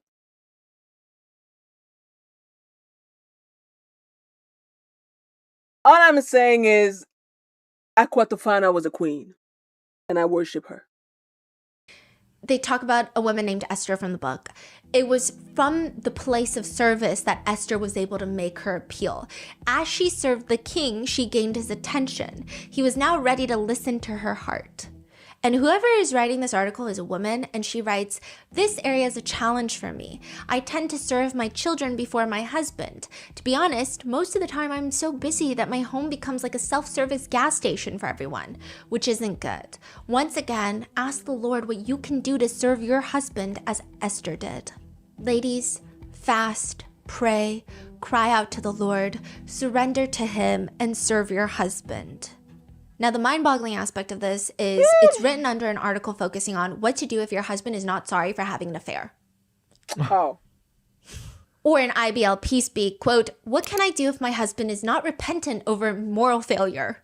I mean, clearly, this is not a safe space for women, with one former member saying, "There was never, hey, what do you want? It was always, God wants this, and if you don't like it, you need to submit and be broken." People ask me why I stayed. I was isolated with no one to help me leave. I was brainwashed into believing God would hurt me if I didn't do everything I was told to do. And unfortunately, Bill Gothard has been accused of SA by like 30 women. And I could just do another multi-part series on Bill Gothard. Actually shocking. No, it's not. He has stepped down from the IBLP church, but I don't know how much money he made off with. At one point, IBLP was like a $90 million institution. Jesus Christ. But with that said, I mean, some Duggars have remained religious, but just not following Bill Gothard. Others have spoken up. Some have been vocal. Others have found themselves in other scandals of their own. So I'm just going to run you through the major scandals. Jaina ends up getting charged with child endangerment. Nobody knew what was going on. There were all sorts of theories circulating because now Duggar and child endangerment, it seems synonymous with one kind of thing. And Jaina makes an online statement. "I'm only sharing this because the media has been having a field day with it all. The raw facts. I was babysitting a few months ago when one of the children wandered outside alone. A passerby who saw the child called the police. This resulted in a written citation as well as a follow-up with child welfare, who concluded that it was an accident and the child was unharmed. They recognized it was a case of a child slipping out of the house when you turn your back for a moment. It all happened so quickly. It was so scary. I'm grateful for law enforcement and those who protect and serve our community. I was certainly never arrested like some may have implied. In the end, I was just upset at myself that this happened at all. But so thankful it all ended safely, and that's truly what mattered the most to me." Then you have Jill and Derek. They have been the most outspoken about the Duggar family and everything that they've been through. They've also had their fair share of critics online. They went through a missionary phase where a lot of people said that they just like kind of played white savior. So they would go into different countries and they recount stories of how they would treat their bathroom as the safe room. And there's this one incident where they hear this huge metal clinking. They rush Jill into the bathroom. Derek is ready to fight. Jill is messaging her family to pray. Turns out a shower rack fell down. But you know, it could have been one of the terrifying POCs out there, basically. What? What is happening? Okay, this is maybe like the nuance of it is lost. Because I grew up in a church that would do missions. And a lot of it just turns into Americans going into countries, typically in South America, Central America, and then acting terrified for their godforsaken lives, even though they are the ones that wanted to go there in the first place. But they're acting so terrified, like, oh my God, how can I be here? My life is at risk. And then they're saving people at the same time. I don't know how they do that. How do you be so terrified of the country that you're going into and then save people at the same time who don't even need to be saved? Okay. I see. Okay. That makes sense. I get it now. Yeah. So like all these stories that they're sharing is really riling people up because it's like you were that dramatic over a shower rack that fell down. Yeah. Like what were you expecting? POCs to break in and what? Like what is the stigma that you have in your head? What are they going to do? Exactly. They also like do multiple episodes where they go on missionaries and they just talk about they're terrified for their lives. Like they could die at any moment. Stop going. Right. Okay. Are you like... What's happening? Nobody putting a gun Derek on your is head also forcing you to do that. deeply transphobic. I don't know if that's present, past, but he was to a very high degree. He literally targeted a young 16-year-old girl, a transgender girl named Jazz Jennings, stating, "Transgender is a myth. Gender is not fluid. It's ordained by God." A lot of people had their flabbers gasted by that tweet because technically you could argue that God is a myth. I'm not saying that's what I think. I'm just saying read the room a little before you start tweeting some weird nonsense. He also just like continues to bully and misgender Jazz Jennings for no apparent reason other than being a giant transphobic person. Also, I will say, as someone who grew up in the South in a very religious area, going to church all the time, I can to some degree have some level of understanding for people who grow up in these bigoted spaces that then believe these things because they are instilled with fear and all of these other tactics to manipulate children at a young age to believe these things until they become an adult. But I just don't think he was 28 bullying a 16-year-old girl. Like, this is not like he's 16 and talking to other kids his age. He was 28 years old bullying a 16-year-old girl. Mm-hmm. He also stated that Planned Parenthood was a hate group, and he celebrated a baker who refused to make a wedding cake for a gay couple. These are all on Twitter? Yeah. Wow. He hasn't necessarily apologized formally, but they've kind of like in subtle ways walked back a lot of their views. They've stated that they have a ton of friends now who are not Christian and are even part of the LGBTQ plus community. Just because you disagree with someone that you can't be friends. I hate that. I hate that so much. Why are you disagreeing about someone else's existence? Exactly. Like, you shouldn't have a fucking opinion. Like, what does that mean? Like, I disagree that you're a real person? No, but to me, this always felt fucking stupid because the whole disagree with somebody's existence is fucking dumb because it was used for black people, it's being used for marginalized, but you would never hear someone say, I disagree with you being white. I don't think that we can share the same belief. I don't believe in whiteness. I don't believe that white people should exist. I believe they should be exterminated. They're an affront to God. God himself doesn't approve of white people. Why do they burn under the sun? So I just feel like not approving of someone's fucking life just because of their sexual orientation, sexual identity, or their ethnicity is fucking disgusting. That you can't do that. It's just not rooted in logical... Anyway, they also start saying that, well, everyone's a sinner anyway. Because ultimately we're all sinners. So I don't know if you can really call that. Like, they're standing firm that being gay is kind of a sin. So there's a lot to unpack there. Yeah. And like I said, I think with a lot, maybe of the younger Duggars, it's easier to give not leeway, no excuses, but I think they're too damn old. Like, you could argue, well, I grew up in this type of situation where this was normalized. You're too damn old to be doing this. Yeah, exactly. Like, you're old now. Especially with the internet these days. Get online, watch a video, go help yourself, get a therapist. You're so damn weird. Jessa, there is a situation on Instagram where she had posted where she went to the Holocaust Museum. Within 200 words, she's able to express that the Holocaust Museum was depressing and sobering, which everybody agrees with. But then she goes on to somehow state that racism is because of evolutionary theory, and she ignores the fact that the Holocaust was the result of a deeply Christian nation, but then turns it around to say that we need to be the voice for those who cannot speak up, hashtag pro-life. Then it's revealed. So because, and you know what, I think there's just so much with the Duggars. Like, there are some people who have a level of understanding for them because maybe they also grew up in very strict religious environments where this was taught to you. And so you almost go down that route. But I think as an adult, there's really no excuse to self-educate.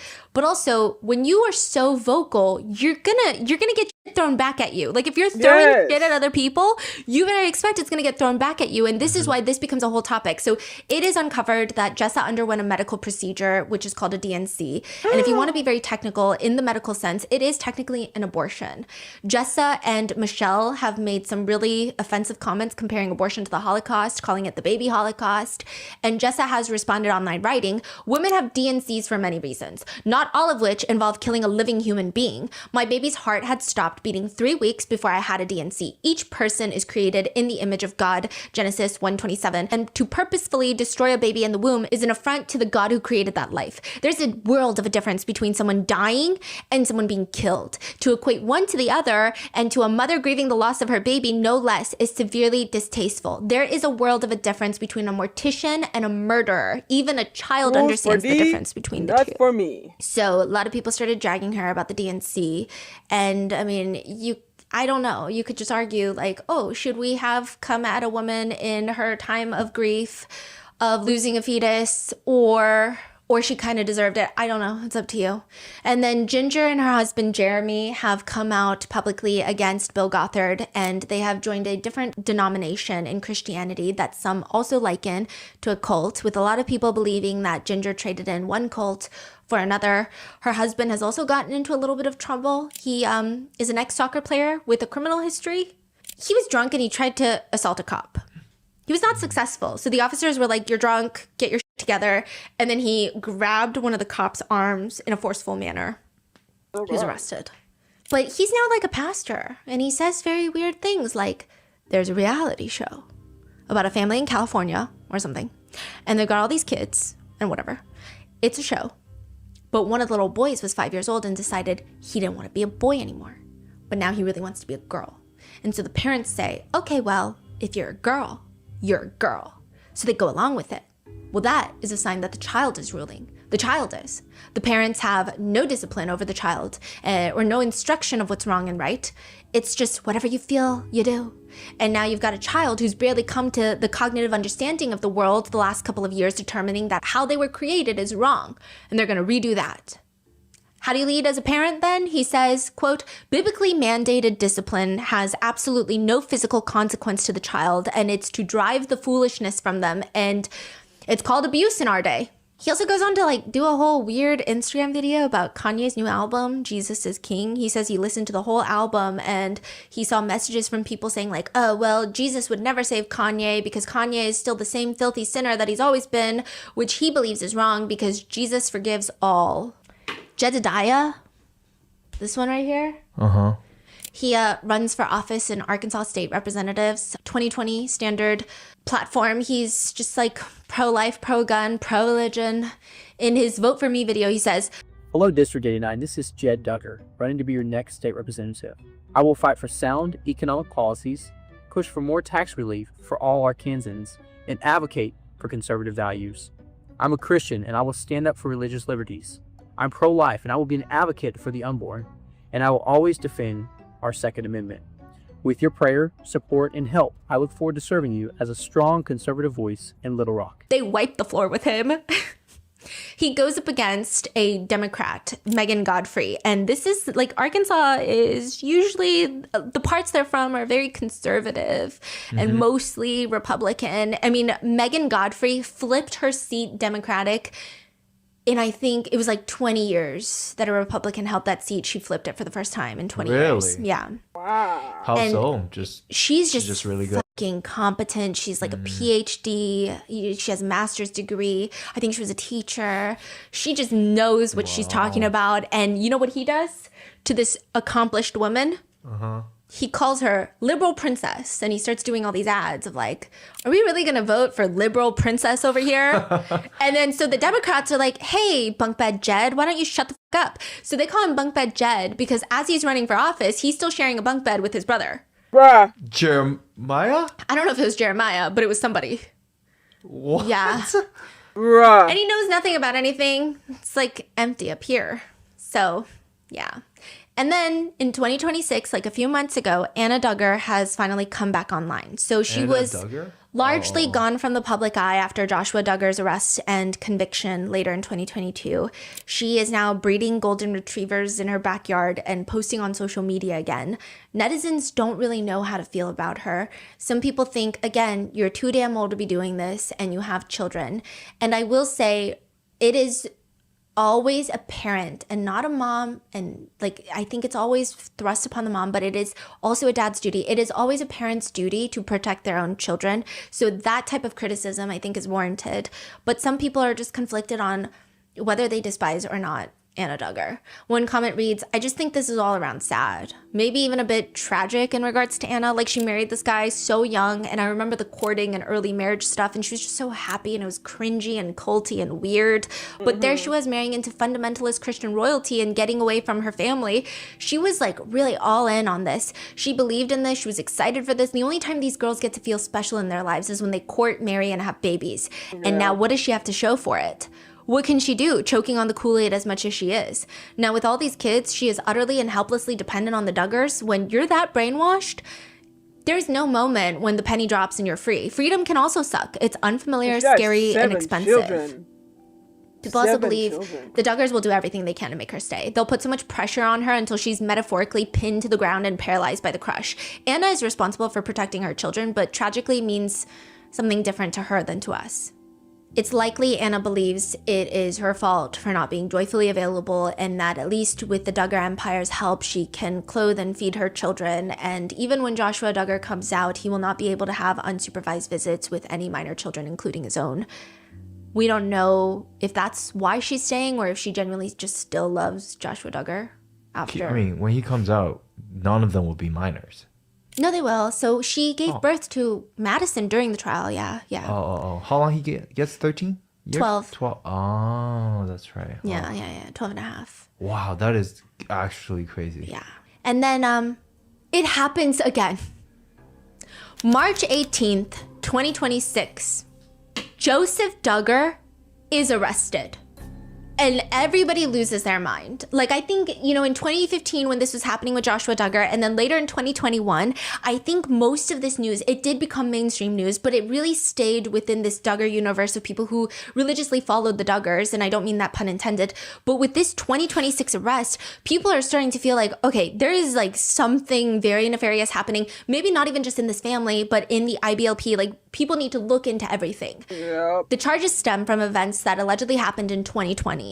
It is alleged that in 2020, during a family vacation in Panama City Beach, Florida, Joseph allegedly repeatedly suggests that this 9-year-old girl sit on his lap. Okay. Who's this girl? We don't know. Some people have made guesses. I would not. Okay. Yeah. He had her sit next to him on the couch, covered her with a blanket, and rubbed her thighs and grazed her private parts. She finally tells her dad about it as a 14-year-old girl. So in 2026, she's like, Dad, this is what happened to me. Her father confronts Joseph, and he confesses, allegedly, to the dad.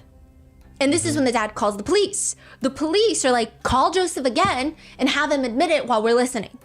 Allegedly, he acknowledges his actions once more. The next day, he is arrested. This comes as a huge shock to most people because Joseph has always been known as the quieter, nicer brother. He was relatively low-key up until all of this. He's also publicly condemned his older brother Joshua for his actions. On the family website, Joseph's page just reads, I recently finished my real estate broker's license and I've enjoyed getting to work in the real estate industry. We've also been building houses to sell. I love getting to work outside with my hands. So people are like, what is happening? And I think it's so reminiscent of the crimes that Joshua Duggar committed against his own sisters that people are starting to wonder what's going on. Does everybody just know that this is a thing that's happening? And then Jim Bob's previous remarks about how this is like a lot of families go through this. So a lot of people online are speculating if Joseph's wife, Kendra, knew what was going on. And if she did, why didn't she turn him in? And a lot of people who have been following the Duggar universe, I guess, they have been pinpointing when Kendra had stopped posting online on Instagram, she took a break. And people are wondering if maybe she took a break around that time in 2020, 2021 because of everything that was going on in her private life. Like maybe she found out about it then. But if she found out about it then, why didn't she go to the police? Is it the same thing that Jim Bob and Michelle Duggar have been doing where they don't go to the police for crimes against children? Mm-hmm. And alarmingly, they have 4 children together. And then 2 days after Joseph Duggar's arrest, Kendra Duggar is arrested. And people are like, okay, that means she knew about it, right? What's going on? She's actually arrested for a completely different charge, 4 counts of child endangerment and false imprisonment. Initially, there was some relief that she was not arrested for similar crimes as Joseph Duggar or for participating or co-conspiring to let him get away with it, but it's bad. Locks were found on the outside of the children's bedrooms' doors. That is the That's safeguard. That's what Jim Bob did, right? Yes. On TLC. Yeah. On the TV show. Well, not on the TV show, but he did that to prevent Josh from... Yes. So she had that. And that leads a lot of questions and people... Why? Exactly. Yeah. Because it's not safe and it's illegal, actually. That's why she's arrested. Because in the event of a fire, I mean, you can't lock your kids in a room. Right. Is that the only thing they found? So far. So far it sounds presumptuous, like I'm insinuating she's committed other crimes. Just, yes. But how did that even come about? Because they searched his house. Oh, and then they found locks. Yes. So she got arrested for that. Wow. Both of them have been released from custody. Both of them are not allowed around their children. Joseph's next court date is April 20th. Kendra's is April 29th. And a little bit about Kendra before we get into the jailhouse calls, okay? Kendra is the daughter of a pastor. She's 1 out of 9 children. Her dad in 2014 distributed pamphlets claiming that there are no such things as homosexuals. And when people are like, why the hell did you do that? He said that it was merely him trying to spread love. I don't know what his definition of love is. And also during Kendra and Joseph's wedding, Kendra's dad just keeps telling Kendra that she reminds him so much of his wife, aka Kendra's mom. And it was just like so repeatedly, not the sweet, like, oh, you have your mother's eyes. But like, why do you keep saying that? It was just weird. They have 4 children together that Kendra is not allowed to see right now. And then all of this is just blowing up in March of 2026. And then it gets crazier because emails and jail calls are released. In emails between Joseph and his family members, Anna Duggar, Joshua Duggar's wife, makes an appearance. She lets Joseph know that they're all praying for him and that she deposited money into his commissary account. And then, quote, just remember, don't talk about anything legal unless you're with an attorney. Everything said in these messages, phone calls, and video chats are recorded and turned over to prosecutors. Joshua's experience at Washington County Jail was fairly safe. Anna talks about Kendra writing an email to Joseph. She loves you so much, and she was strong during our call, except when she mentioned it would be a month before she could see the kids. My heart aches for all of you. I believe she will prevail in the end. It may just take some time. Kendra is an extraordinary woman. God's grace shines through her. She is truly a treasure. Praying for you. Love ya, Anna. Is Anna the only one? No, a lot of other people are writing emails. Like family members? Mm-hmm. Kendra is writing emails. That is crazy because your husband committed these crimes and here's Joseph who's potentially, like how could you? Yeah, I think the terrifying thing is it's become so normalized in certain communities that doing this, okay, for Joshua, it was normalized of natural curiosity of a young boy. I don't know what logic they're using for Joseph. Mm-hmm. But this is truly just another way that certain communities, and I'm not saying all fundamentalist Christians or anyone with faith-based religion, I'm just saying like there are certain groups of people that will use religious text and genuinely good faith-based findings to just victimize women and children. Yeah. And that's it. And then in another email, Anna Duggar writes to Joseph, I'm praising God that we started getting closer to you guys within the last year and a half. He knew that Kendra was going to need help. We will and are helping her. What? Yeah. Jim Bob is emailing Joseph. Joseph, I'm so sorry for what you're going through. Mom and I love you very much. Looks like you have a long road ahead of you, but God will get you through. You have made some terrible decisions, but God has already forgiven you if you have asked him. Okay. You are just going to have to accept this situation at this point, and it's also fine to pray that God would have mercy on you, but you're probably going to face major consequences for several years to come. And he also insinuates that he should make lemonade out of lemons. Then there are phone calls between Joseph and Kendra Duggar where Kendra tells him that she has an attorney for her, and he also has an attorney. He complains that he's been in solitary confinement. He's not really sleeping well through the night, but it's good to hear Kendra's voice. So you're doing okay? I'm trying to keep my spirits up, and I feel like reading the Bible has really been helpful to calm and not think about all the situations. It's been uplifting, so I will say listening to these phone calls is so odd. It's just odd.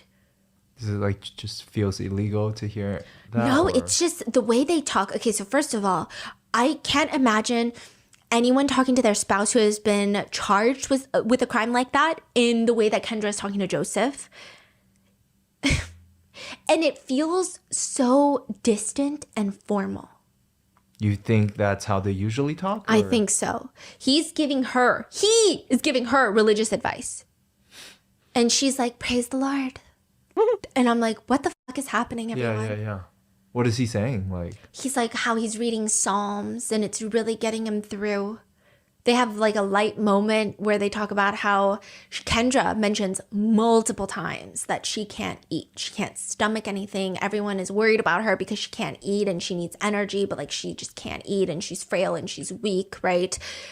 And Joseph Duggar just didn't give a fuck. He does not give a flying fork about Kendra Duggar. I'm just going to say that right now. And I hope Kendra is listening to people that are telling her that too, because he almost sounds annoyed that she keeps mentioning this. He's like, well, you got to eat. I was reading Psalms. When I got home, a little bit of food, the most I've been able to eat probably all week. And I got a little bit of strength back where I was able to walk, not like, because I was Yeah, you were very struggling. said. Yeah. Yeah. Wow. And she just keeps bringing it up. And he's just like, yeah, I'm having a hard time eating too. And then they joke about how they're both going to lose weight. And they're like, haha. Kendra says that she's being taken care of by Joseph's family, end quote. I just sometimes start crying because I know God's been so good. I've been writing down some of the things that I'm thankful for that, you know, we've gotten to do. Like I was thinking about our vacation we got to do as a family and our trip before. And so I was trying to write down all of that today too. He keeps preaching to her about how to listen to God, let God's voice take over, and read the book of Psalms. I don't know. Did God tell him to touch children? I'm asking for a friend. Psalms? Yeah, and she says that she's just like, yeah. And there is this point that people have a lot of people online have brought it up, but she says that she's working through the list that he gave her on his iPad, and she's trying to coordinate how to get his phone out of custody, because when you get booked into jail, they take it into custody so that she can go through his phone. So a lot of people are concerned that she's trying to delete evidence. Further jail conversations talk about how she's getting passwords, I'm assuming to like banking and business stuff, but they could be the same thing. They could be different things. We don't know. But a lot of people, I think, just from the recollection of what happened with Joshua, there's concern that something is happening there. Yeah. But nothing is as blasphemous as Joshua Duggar's statement through his attorney when Joseph Duggar is arrested. The attorney says that Josh said that the allegations against Joseph have deeply saddened him, and that Joshua understands the stigma of being accused.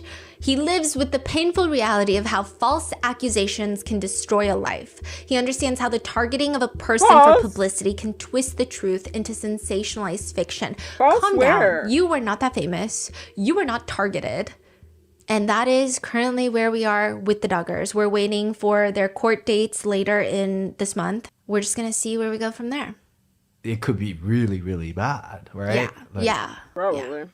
I find it a little shocking that Kendra is just like arrested. Yes, it is very bad that you are locking, but I feel like if Kendra could have been like, oh no, Joseph put the lock on or something. I don't know. What do you think it made them charge her that quickly? Do you feel like there's more things? Probably. No, I think. Or you think that's it? There's lock on the door. Yeah. I think you would charge both parents immediately. Because it's just like that illegal. Right, okay. You know? I mean, I think maybe because... That is true. Yeah. Like, why would they do something like that? So abnormal. Because, I mean, my sister even had to watch out for the locks in the door when the kids were young because they would lock themselves in a room. So to have a lock outside the room is just... Okay, right. So what's going... Like, yeah, I guess it's like something's on. going on in this house. Yeah, and it's not really safe. Like, you cannot be alone. Like, Kendra cannot be alone with her kids anymore. I don't even think she can see her kids right now until April 29th. I think there will be another judgment, but... something really dark is going on. And I imagine that it was not... Because, you know, like maybe you could argue there's like a lock that locks from both sides. I'm imagining it was like very clear as day for the officers what that lock was. Who else wrote letters or emailed Joseph and Kendra in the family? Do you know? It was mainly them. A lot of the others have spoken out. I mean, interestingly enough, Jill said that she learned about Joseph's arrest through the media. She did not know from her parents. She's probably estranged from her parents. parents. A lot of siblings have spoken out publicly that they are condemning what Joseph has done. Oh, okay. Or some of them have given slightly more PR-friendly remarks of like, you know, victims, my heart breaks. can't believe it, but like not definitive, like, oh my God, fuck that guy, my brother, you know? So Anna is supporting. Yeah. Jim Bob, Michelle, and Kendra is very much supporting her husband in this. Interesting. Yeah. A lot of people are having a hard time swallowing all of this. And I think there will probably be more that comes out as time passes. But what are your thoughts on this case? I feel that the Duggar family their arrest recently has caused a lot more eyes into even the past of all the Duggar family members. And I think it's just, there's such a high barrier of entry to get to know the family's entire digital footprint and lore, because there's just so much information out there. And all of that information, I mean, I was even scared to research this case because with a case like this, of course, you're going to have opinions from people who grew up parasocially with the family or people who have grown up in similar conditions. And it's just a lot of even ideological viewpoints that you have to sift through to get to the root of like who these people even are. And it was just like a tremendous amount of content out there. But one netizen comments, is 19 Kids and Counting the name of the show or the Sun's rap sheets? Bruh. So with that being said, that is where I leave you with part 4. Let me know in the comments, what are your thoughts? Stay safe, and I will see you in the next one. That's part 4? Jesus.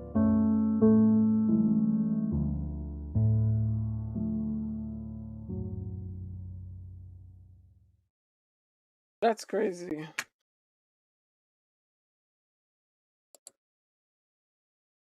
All right. I'm pretty much almost done with my nails. Took me a minute. I suck at making nails, but hey, they look pretty good.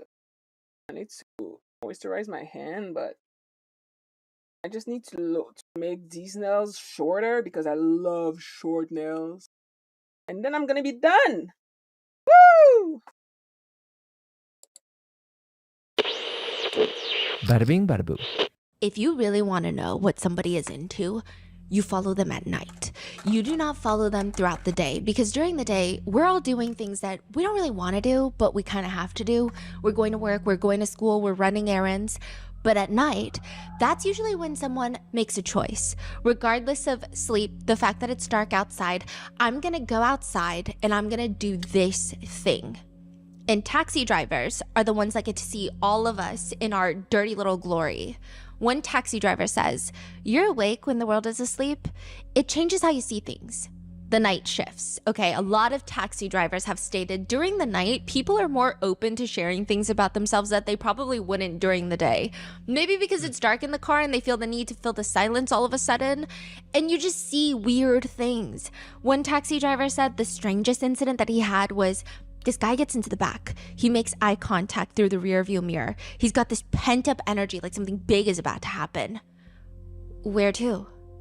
The whole time, he's anxiously rubbing his hands on his thighs. He's gonna propose to the love of his life. It's like a beautiful thing to witness. The driver drops him off, wishes him good luck in the rearview mirror, and then a few stops later, he picks up the same man. Now the destination is a bar. The girl said no.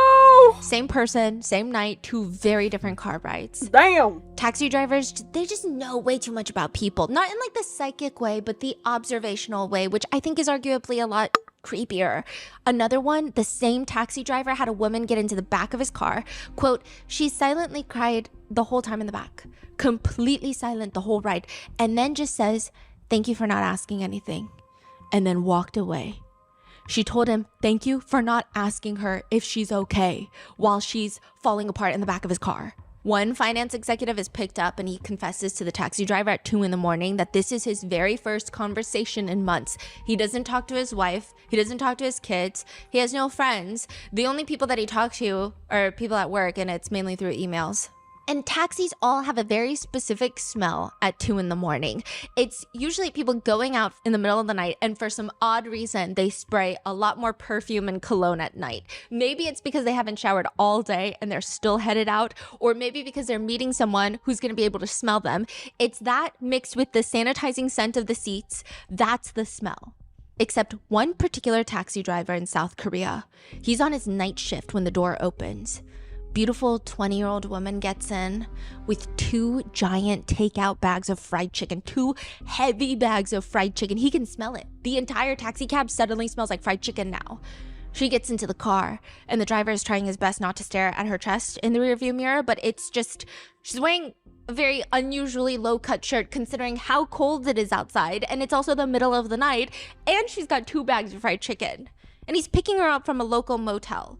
Because, I don't know, you can ponder a bit further. She's the first to talk. "Hurry, sir. Go fast. I'm being chased. I'll give you cash."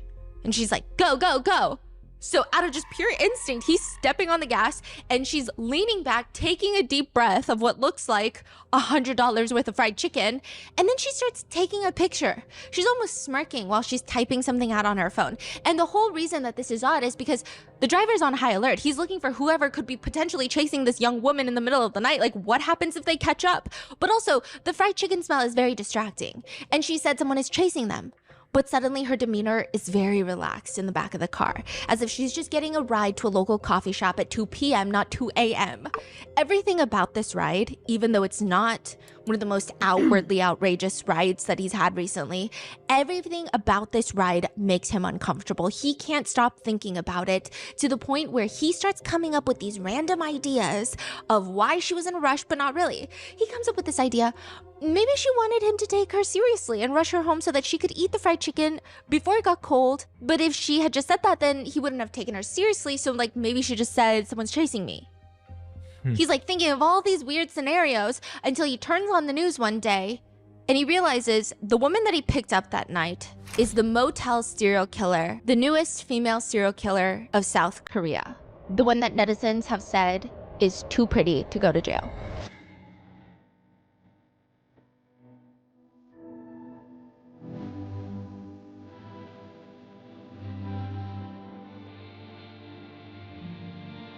Oh man, I forgot I need to mute this fucking music. Copyright!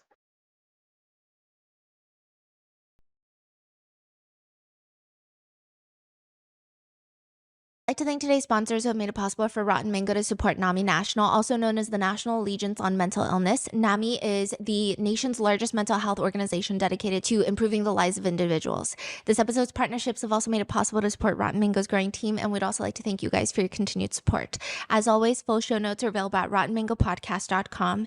Today's case involves the intentional drugging of individuals without their consent, also sometimes referred to as date R-word drugging, so please watch with caution. We did have help from our wonderful Korean researchers for translations for today's case, but if anything is misrepresented or miscommunicated, please let us know in the comments. Also, keep in mind that any quotes or statements have been translated and may be condensed for brevity. So with that, let's get started. Running clubs are like a big part of South Korea these days. If you search up running crew on Instagram, you get at least 200,000 posts from different running clubs that are packed with a bunch of young single people. Oh. Clothing brands create running clubs in the city so that you can go run with people your age, to the point where they have these organized cops and robbers. Wait, that's kind of games cool. They do at running gatherings. Okay, so community message boards will read, "Anyone up for cops and robbers tonight at 8 p.m.? Adults only, 20 plus, fast runners welcome."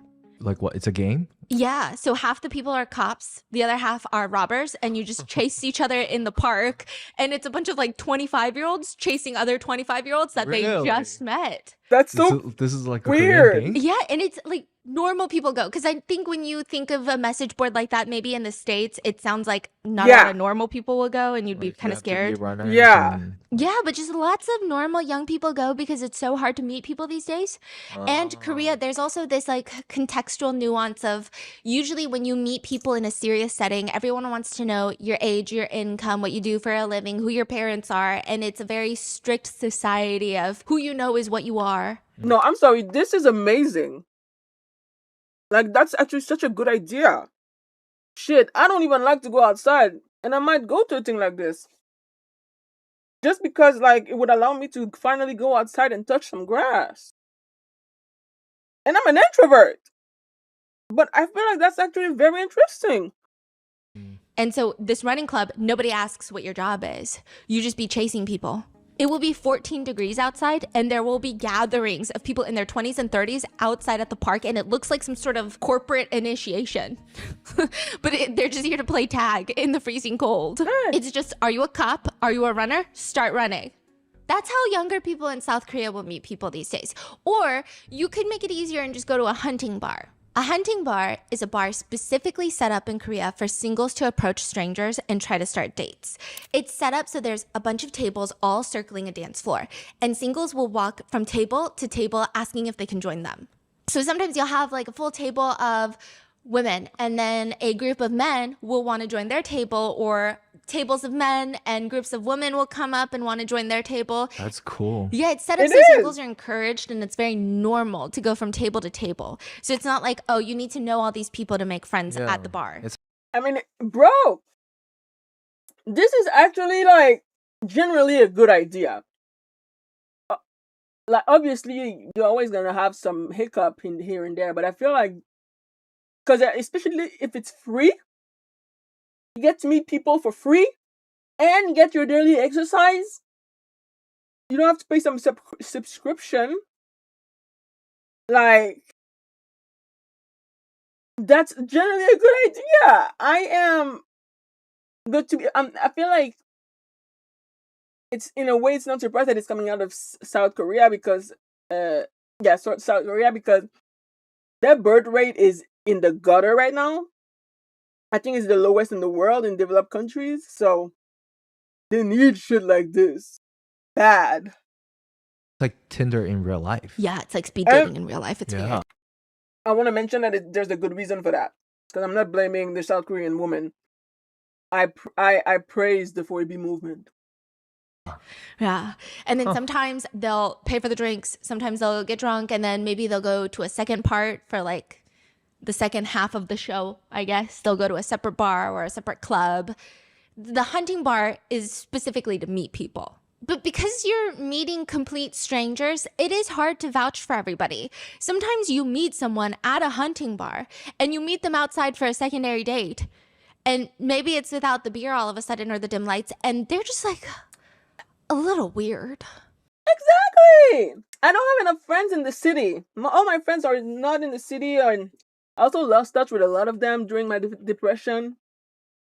So that would maybe, like, even though I'm slightly autistic and I kind of suck at reading social cues sometimes, I still feel like maybe I could at least find one person. They're just weird.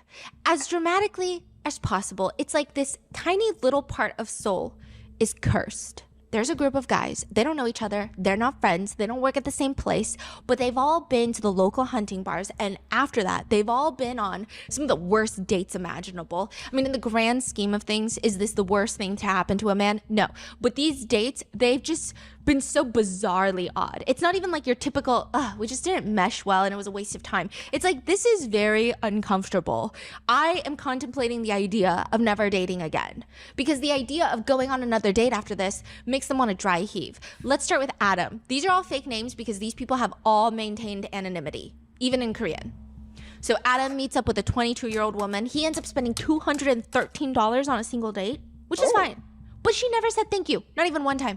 He paid for everything the whole night, not even a thank you. And that's not the shitty part. The shitty part is the whole date, she's texting another man the whole time, and he still spent $213. Yeah, he's bad. Ben, his head is spinning from this date. Okay, it was like a fake date. He said, 25-year-old woman he's on a date with. First of all, she doesn't even seem 25. What's weird is she looks younger than 25. I mean, she doesn't look underage, but she looks like maybe she's like 21, 22. Why would you make your age older? It doesn't, he's confused by that. Maybe it's the skin. I don't know. It's weird. Why would you?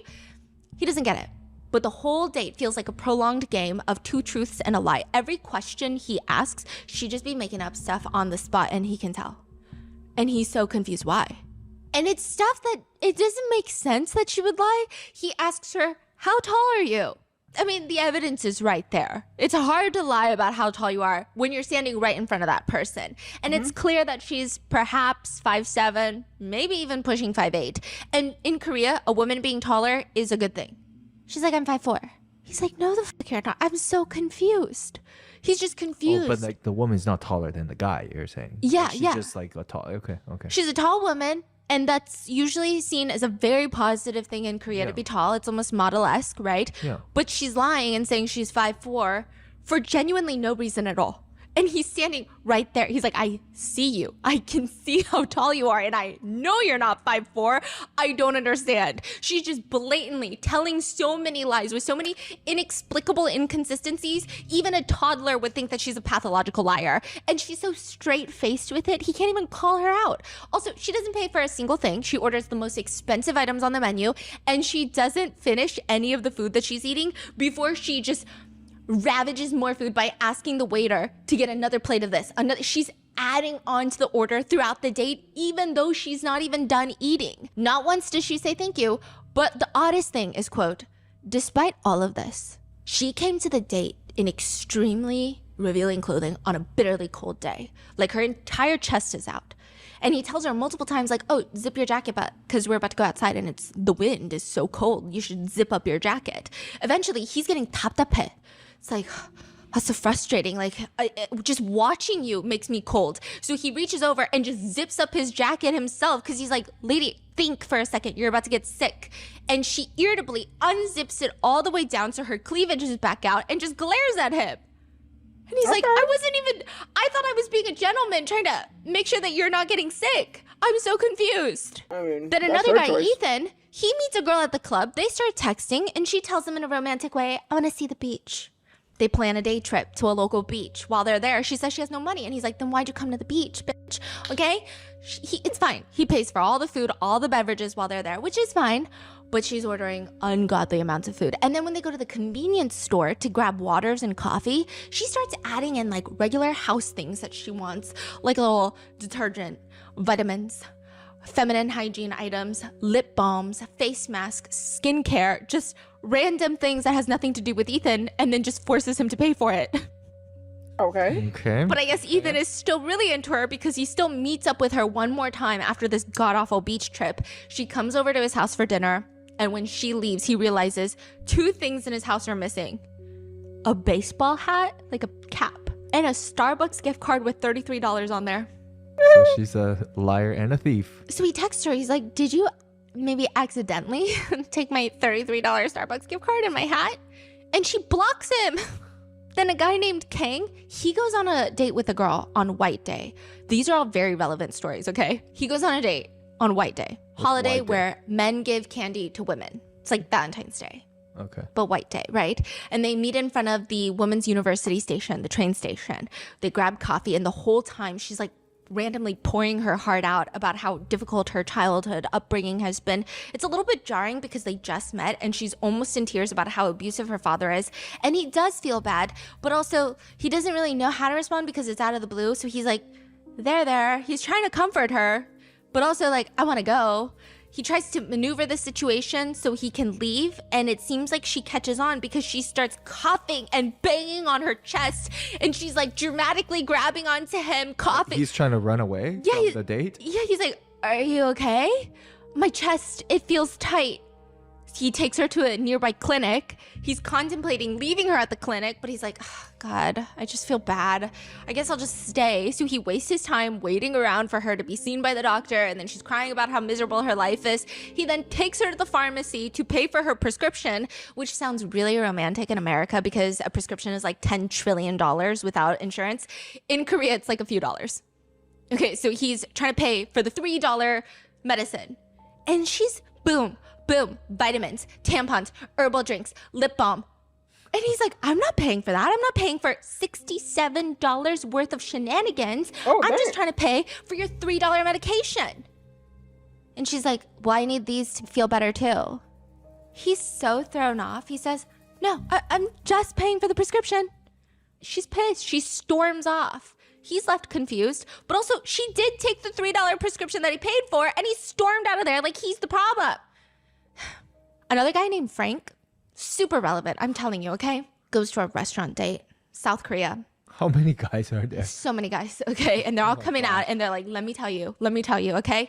He leaves his wallet on the table, goes to the restroom. This is South Korea. You know what you do in Korea? You go into a restaurant and you pick a table you like and you put your phone and your wallet, your most valuable pieces of items on the table to claim it as yours. Nobody steals it. Nobody steals it. That's just how you claim a table. He leaves his wallet on the table. Yeah. His date is at the table too. Yeah, and there's like bajillion CCTV cameras everywhere, so nobody really steals. Yeah, nobody steals. So then he goes to the restroom. He comes back and he's about to pay for the dinner, and all the cash in his wallet is gone. Like, not even just one bill, all the bills are gone, but his wallet is still there. His credit cards are still there. So he's like, what? He asks the date, do you know if like somebody just like came by and took the cash? She's like, no, I have no idea what you're talking about. They check the security camera because it's Korea, and she's just pocketing the cash. And the crazier part is she's standing there watching the CCTV camera footage with them. And then she's just staring at them like, and what are you going to do about it? So what did they do? She gave the cash back and then stormed out of there like he was the problem. Wow. Okay, we're almost done with these crazy dates, but there's this guy named Patrick too. And this Patrick guy, he's like, I should have known she was a problem, because the minute that we started texting, she sent me a list of restaurants I really like to go to, all $4 money signs. Not even Lord. like a variety. Like sometimes you gotta throw in some variety, right? No, all expensive. And she's just like has this weird obsession with food. She's messaging him nonstop. I love all kinds of meat. By the way, meat is pretty expensive in Korea. Grilled chicken thigh, pork belly, thick cut pork, black pork, beef, Western food. Love it all. I love anything with meat. Okay? He takes her out on a date, and during that date, they have 2 full meals. At the end, she's like, can you buy me a hamburger and butter bread to take home? It's like she has this enormous, insatiable obsession with food. And the strange thing is, well, first of all, she doesn't pay for anything, which is like a thing. But also, on top of that, she never used the restroom. Like, they were out the whole day, never used the restroom. And he was like, hey, you don't think, I've peed like 10 times since we've been on this date. Yeah. Because it's like a 24-hour long date. You haven't peed once. You don't think that's weird? And she was like, that's weird. I gotta go pee. And then she just like went the minute that he pointed. Weird. Very weird. Okay. Yeah, What is going so weird. So all these people, they're like, I don't know what's going on. But what happens is I meet a girl at a hunting bar, go on a date with her, and it's been weird. Oh, they all met at this hunting bar. Soon, it will be revealed that every single one of these guys, they find out that they were on a date with the same woman. Killer. And she will be all over the news for being a serial killer who kills her dates. Serial killer? That's what they're calling her in Korea. Sam, this is a pseudonym. He's about ready to go on a date. He's already told his close friends about this girl that he's going to meet. They've been texting back and forth, and she seems like the type of person that he could see himself getting serious with.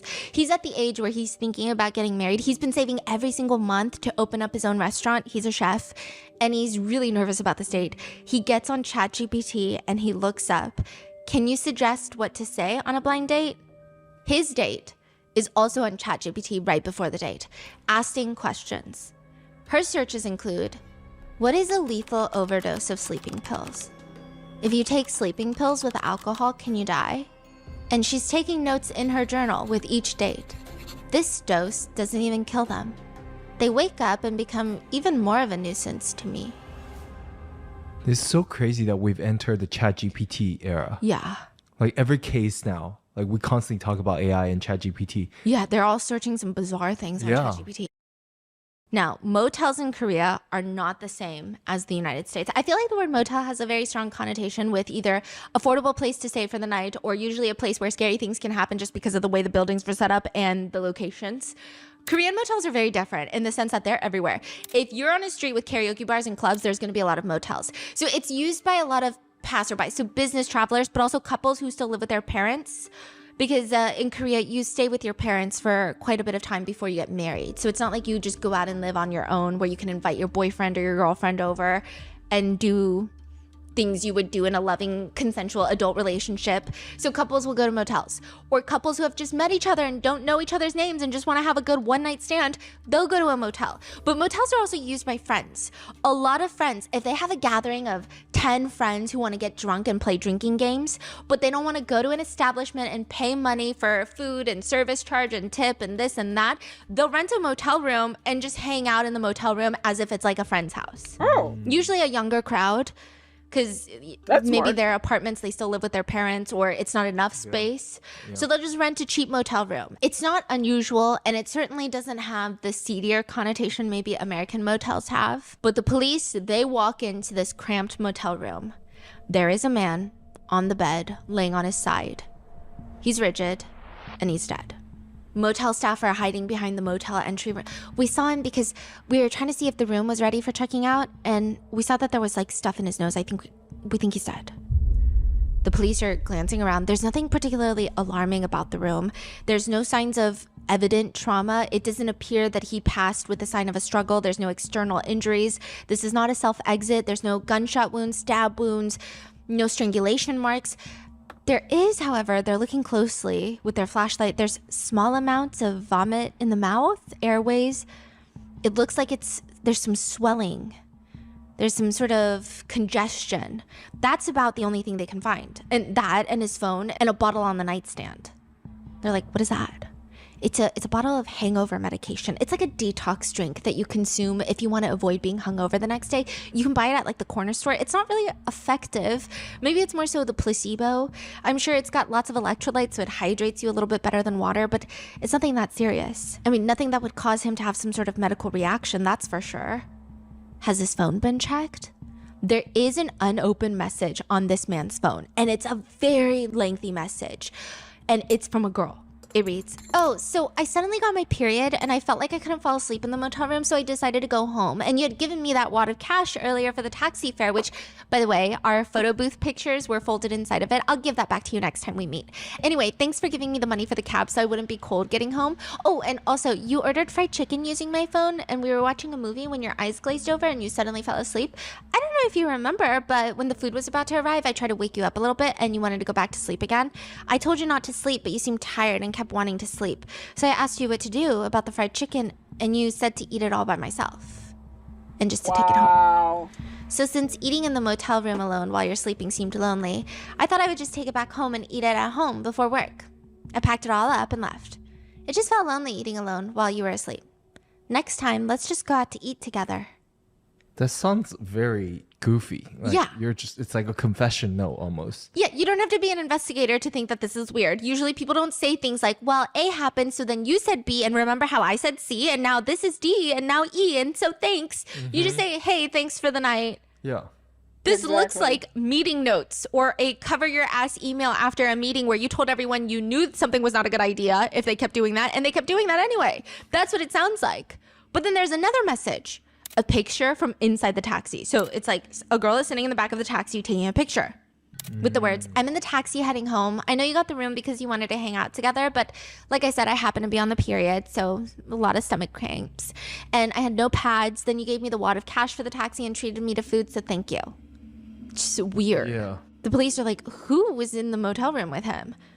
The motel staff said, well, I mean, there was this woman. So they came in last night. He walked in with this woman. They didn't seem that drunk or anything. They just seemed normal, like a normal couple. And then I think a little bit while after that, some guy delivered fried chicken. And then like 10 minutes after the fried chicken was delivered, the woman left alone. The man's body is taken to a medical examiner, and it shows that he was drugged. These are all the drugs found in his system. 3 different types of antidepressants, sleeping pills, a benzodiazepine sedative, a cardiovascular drug, a Tylenol, and an antihistamine. And these are just the different types. Right. It's not like the different pill. In fact, the amount of drugs found in his body, it was like 50 pills of different types of drugs. What the So hell? it's only 3 different types of antidepressants, but it could have been 4 pills of each antidepressant. It's like a pharmaceutical cocktail, and a lot of them are prescription medications, which a doctor states the drugs found in his blood were essentially a standard pharmaceutical toolkit for a patient presenting with depression or sleeping disorders. So we got to find someone who was prescribed these things because they were able to give this to him, administer it to him. And these are not fun drugs. This is not a situation where some people decide that they're going to try prescription drugs for fun and get high and then they overdosed. Yeah. These are not fun drugs. And drugs are very controlled in Korea. So according to his records, he does not have depression or sleeping disorder, and he was not prescribed any of these medications. And it's just an obscene amount of pills in his system. And the police know that they have a big, big problem on their hands because a homicide case in South Korea, in Seoul, is already very, very bad. It's a big deal. In Seoul, there's about 1 homicide per week. If even that. What? And this is the second one. Yeah, okay. In comparison, I think in New York, there's about 10 a week. New York City. Wow. I mean, there's a lot more self-exits and other deaths, but in the manner, homicide is about 1 a week. And this is the second one. Not this week, but the second one with the same pattern. Young man in his 20s passed out in a motel room, drugged. Deceased by the morning, motel staff discover, and motel staff report that he had walked in with a woman who quickly left after checking in. It happened just 11 days earlier, which one would imagine it's only a matter of time before another person ends up dead in a motel room. Police start investigating, and they come across a man. He's alive. Barely, but he might know something. Police talked to him now that he's feeling better. He had spent 2 days in the hospital unconscious. What happened? Was he in a motel room? Did he wake up in a motel room? He's like, no. December 14th, 2025. Noon. It's like 11:20 a.m. When was the previous one found dead? January and February. Oh, this one was a month ago. Okay. So he's like, I was in the parking lot of this bakery with my girlfriend. And that's all I remember. That's it. Well, and she gave me this drink. Was it a hangover recovery drink? Like a detox drink? No, it was like a herbal medicine for fatigue because I've been really tired with work. I drank it and then I don't remember anything else. I woke up in the hospital 2 days later. I was out for 2 days. He wakes up and he texts her, what did you put in that drink? The doctor told my mom twice that I could have never woken up. Like it was that bad. The bakery, the owner, the employees, they've all been shaking in their boots, frightened beyond comprehension because they assumed it was something they did with the baked goods by accident. I mean, it was a very dramatic scene. The ambulance showed up. It doesn't make sense. But I'm alive now and I have no idea what happened and she won't talk to me. And the police are taking notes and they ask if that woman, if his girlfriend looks familiar to the woman in the 2 motel CCTV footages. He's like, yeah, that's my ex-girlfriend, 20-year-old Kim So-young. 20. Bro, 20 is crazy. There is only one rule in this story. Survive. I am another apex ass. 20 years old and you're a serial killer? You know what? Killing people is wrong, but it gives me hope about equality. Because I feel like if we really want to have to live in an equal society, equal world, women need to start committing more violent crime. I'm gonna see myself out.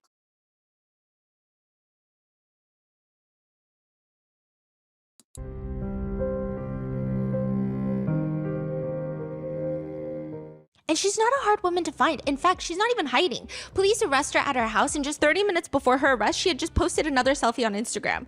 And in the motel footage, her face is out and about. It's not like she's wearing a mask and hiding, and then she's just on Instagram posting her face. And all of these selfies, she posts a lot of selfies on Instagram. She's always pouting at the camera while subtly but not subtly emphasizing her cleavage with the hashtag followers welcome, hashtag cool tone beauty, follow for follow, mutual follow, likes, DM. They bring her in for questioning.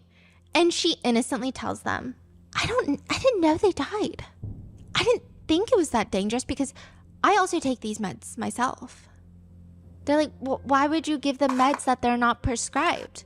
And she said that she was just drugging these men because she didn't like dealing with conflict. She's like, I'm so conflict adverse. I was just trying to put them to sleep. She's saying, they would spend hundreds of dollars buying me food, and I'm assuming that they want to do it afterwards. And I don't want to do it, so I would just put them to sleep.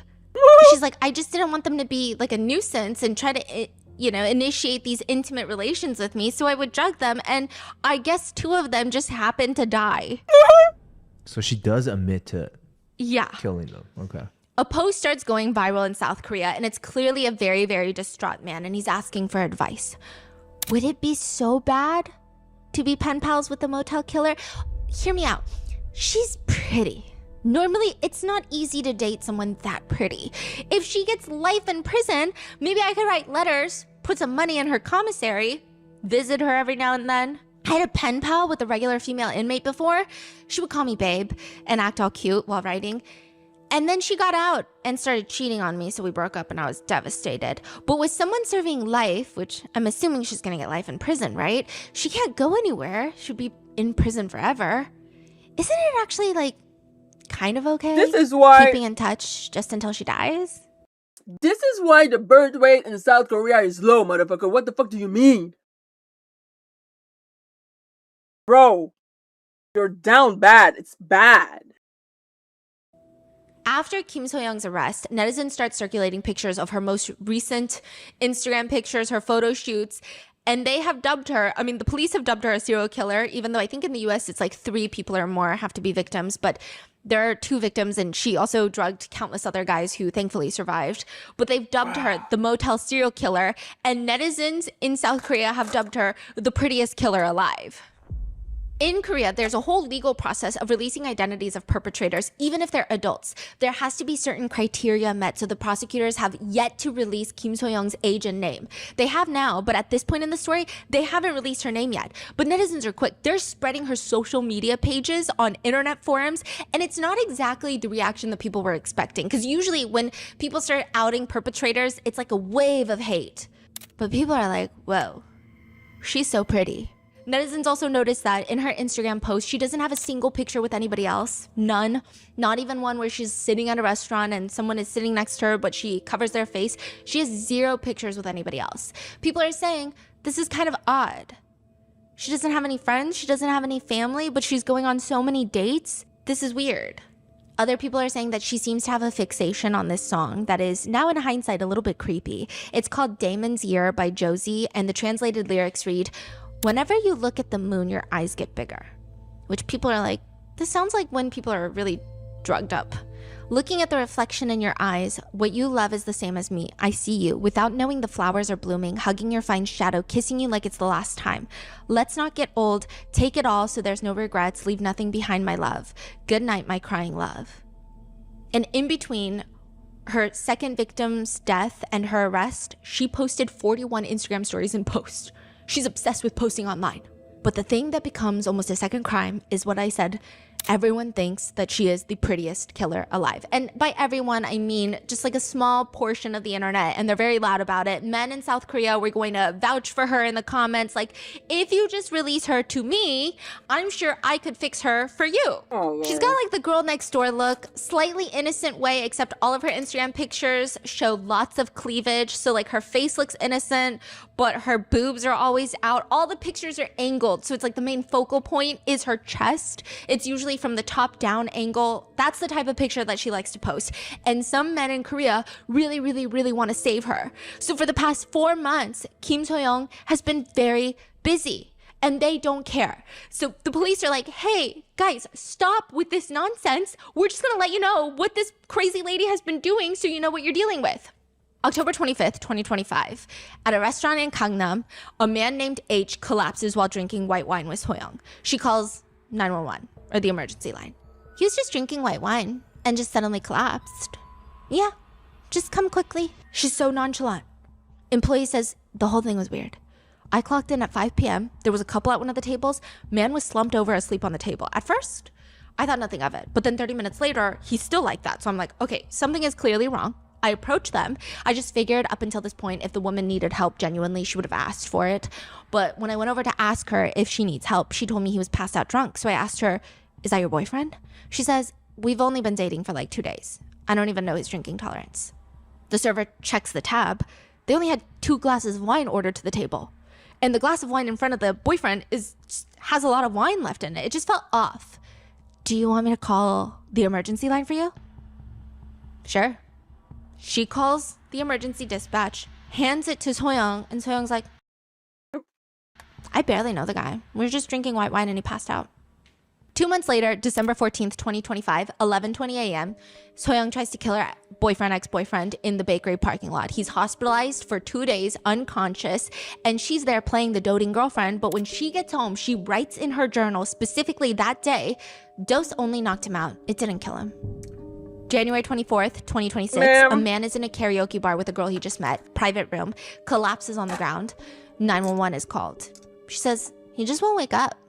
I didn't know what to do. I just met him. I'm here for the first time on a date. I don't even know his home address. Like, how am I supposed to take him home?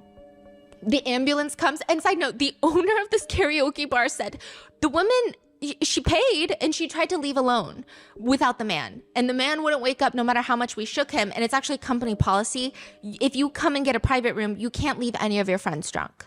You have to take them with you because the business does not want to be liable for these drunk people who are passed out in these private rooms. And she's telling us, just wake him up and kick him out when you get the chance. We're like, no, our policy says you cannot leave your companions. So I told her that, and that's when she rolls her eyes and she called emergency dispatch. There's a guy here who's really drunk and I keep trying to wake him up and he won't get up. He's had way too much to drink. I don't even know where he lives. This is my first time meeting him. Are you trying to take him home or are you trying to take him to the hospital? I don't know. I don't know where he lives. Like I said, I just met him today. Okay, we'll send medical and police. Her 5th and 6th victims were both found dead in motel rooms, and the method of killing was the same in both. The hangover drinks in Korea. They're sold at every convenience store. They're marketed as helping your body process alcohol faster. It's like a detox. Soyoung would go home and using the back of her kitchen knife, she would crush up all of her prescription pills that she is prescribed for PTSD. She uses a piece of paper, funnels them into the hangover drink, and throws those in her purse for dates. And when she goes on it, and what's crazy about these dates is nobody approaches her. She religiously goes to the hunting bars looking for dates. She's always on Instagram at local community posts and writing things like, you like bowling? I like bowling too. We should bowl together on random guys' pages. She's initiating these dates. Once she goes on the date, she'll be drinking with the men and she'll look up with them with a warm smile and say, oh, I have something for you. Remember how I mentioned in our text messages, I always get really bad hangovers for work and it sucks? Which, by the way, the police found evidence of these types of messages. She would say these things before the date. Well, I always carry around these hangover detox drinks to just make sure the hangover isn't bad. Here, you should try one. Instead of sobering up, these men would take the hangover drink. They would suddenly start feeling nauseous, as if the world is getting distorted. Their stomachs would start churning. Their tongues get stiff. They can't talk. They lose consciousness. And Soyoung would just stare at them. There's no particular blend of prescription pills that Soyoung cared about. It's not like she was some sick, twisted pharmacist. She just took whatever she could get that was strong. She would collect prescription pills. They call it medical shopping. So it's when you go around to various psychiatric clinics to get prescription meds and just pick up at various pharmacies. And there's no sort of regulated system in Korea where certain drugs can be bypassed. Obviously, you're not going to get controlled substances. I imagine like in the US, it would be easier to get maybe 2 different SSRIs prescribed versus getting 2 Adderall prescriptions. Because it's not a controlled substance, the SSRIs. There's not much of an oversight system that can prevent people from doing this. And she's just experimenting with different dosages and increasing the concentration to affect the victims. It's like she's researching. And the weirdest part of each crime is her obsession with food.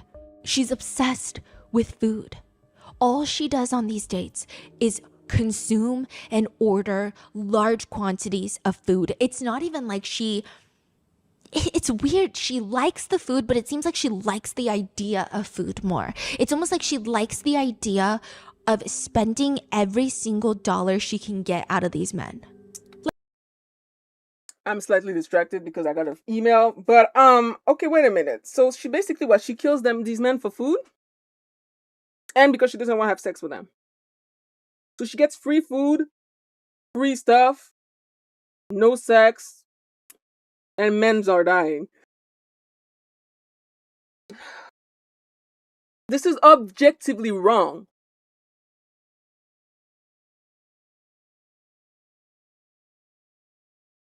But also, because obviously she's a psycho. Duh. She should definitely pay for her crime. Duh. But there's a voice in my head that says if she was like a fictional character in a TV show, I might be a stan. And that's crazy to me. So I'm just kind of questioning things.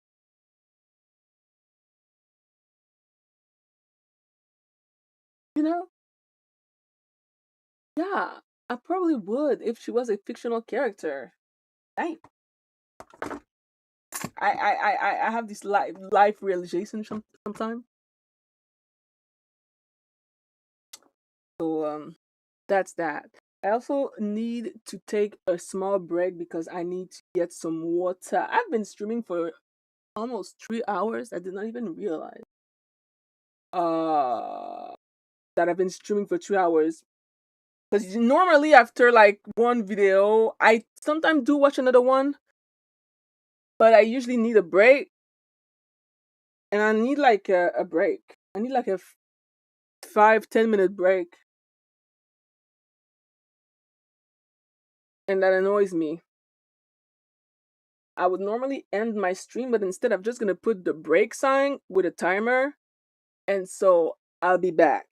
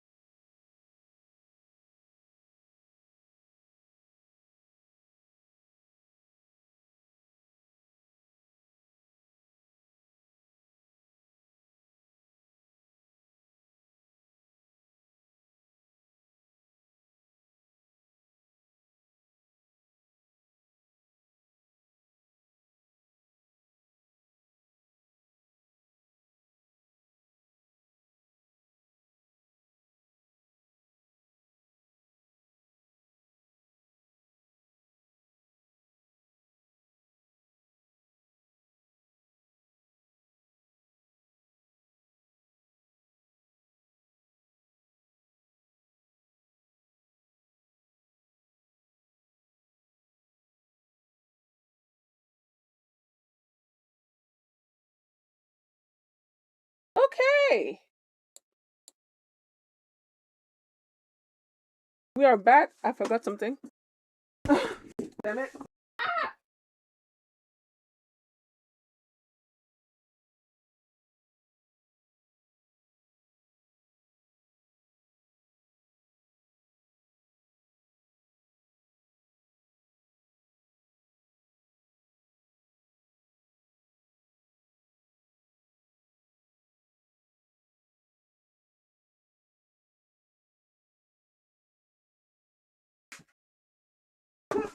Just needed to bring my puff face blender in case I want to put my makeup on. I'm still not sure if I want to put makeup on, but that's beside the point because let's go. Like, for example, just to give you an idea, the fried chicken that she ordered, well, first of all, that was after her second victim died in the motel room. She was laying there as he's dying on the motel bed, took his credit card and ordered fried chicken to the motel room and waited in the motel room while he's actively dying in the motel bed for the fried chicken order. And this is a huge order with 22 items. Because I feel like with inflation in the US, $100 worth of fried chicken sounds like a lot of fried chicken, but just to give you an idea of how much chicken it really is. 2.5 chickens in 4 different flavors. Tteokbokki, instant rice, drinks, sauces, black cheese ball, extra devil sauce, red pepper mayo sauce bottle, big cheese stick, instant rice, oil tteokbokki, onion ranch sauce, extra, tricolor ball, 3-piece, Coke Zero ×2, extra rice cakes, potato wedges, red pepper mayo sauce, big bottle. That's a mukbang. All of that? Yeah. Okay, but like if the visual depiction of it, it seems not. It doesn't seem as big, but I'm not sure. I would say that it's for one person though, because that's a lot.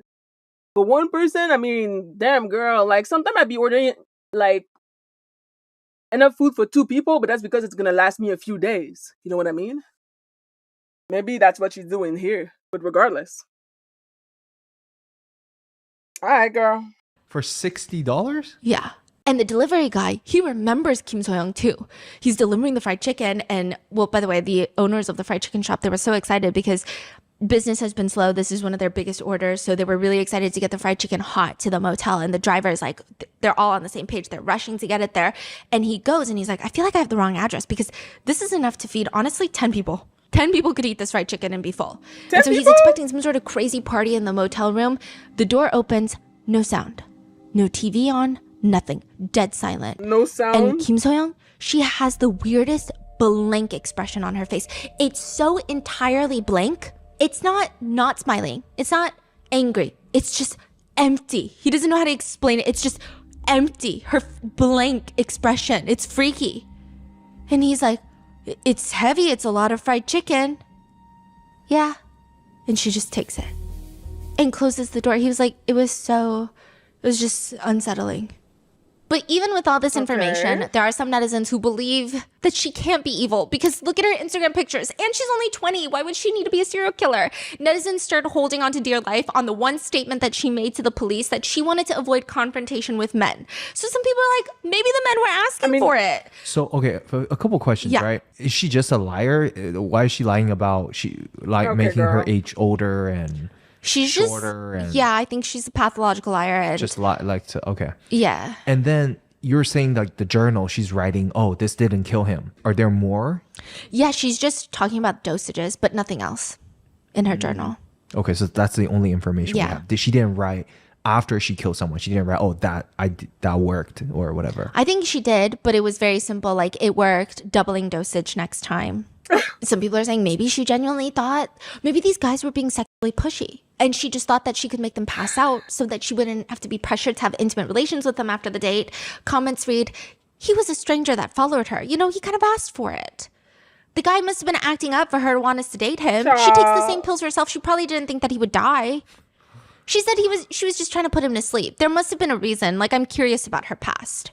But the doctor who worked on this case, they state, even if she only wanted to sedate these men, she would have only needed 1 sleeping pill. Why was there a cocktail of antidepressants and other drugs on top of that? Exactly. The combination clearly goes beyond what's needed for sleep.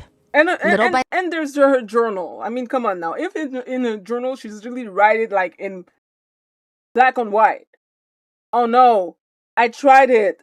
It didn't kill him. I mean, obviously she had nefarious, like, you know, the girl had an agenda, and let's just not do that. It's crazy. People always fucking try to rationalize things when like, if the girl is super pretty, suddenly she didn't do it, or if the victim is a boy and the woman is older, then damn, you lucky, son. It's like, can we please be serious as a society for once? I guess not, but like, Jesus Christ, y'all are down bad. Little people start putting in tips, and more information about Kim So-young's entire family and childhood start coming out. Her dad was violent. He would come home drunk, assault their mother, urinate and defecate everywhere in the house. She seems to have some level of PTSD, as described by her doctor. Dad leaves, mom works through the night to support 2 kids, but that doesn't mean that she can just go kill people. And on top of that, there's just a lot of alarming stories coming out. She dropped out of middle school, later was expelled from high school. Even part-time jobs, a lot of her former employees and bosses, like coworkers and bosses, would come out, and they said she got fired and couldn't hold down a job for such a long time.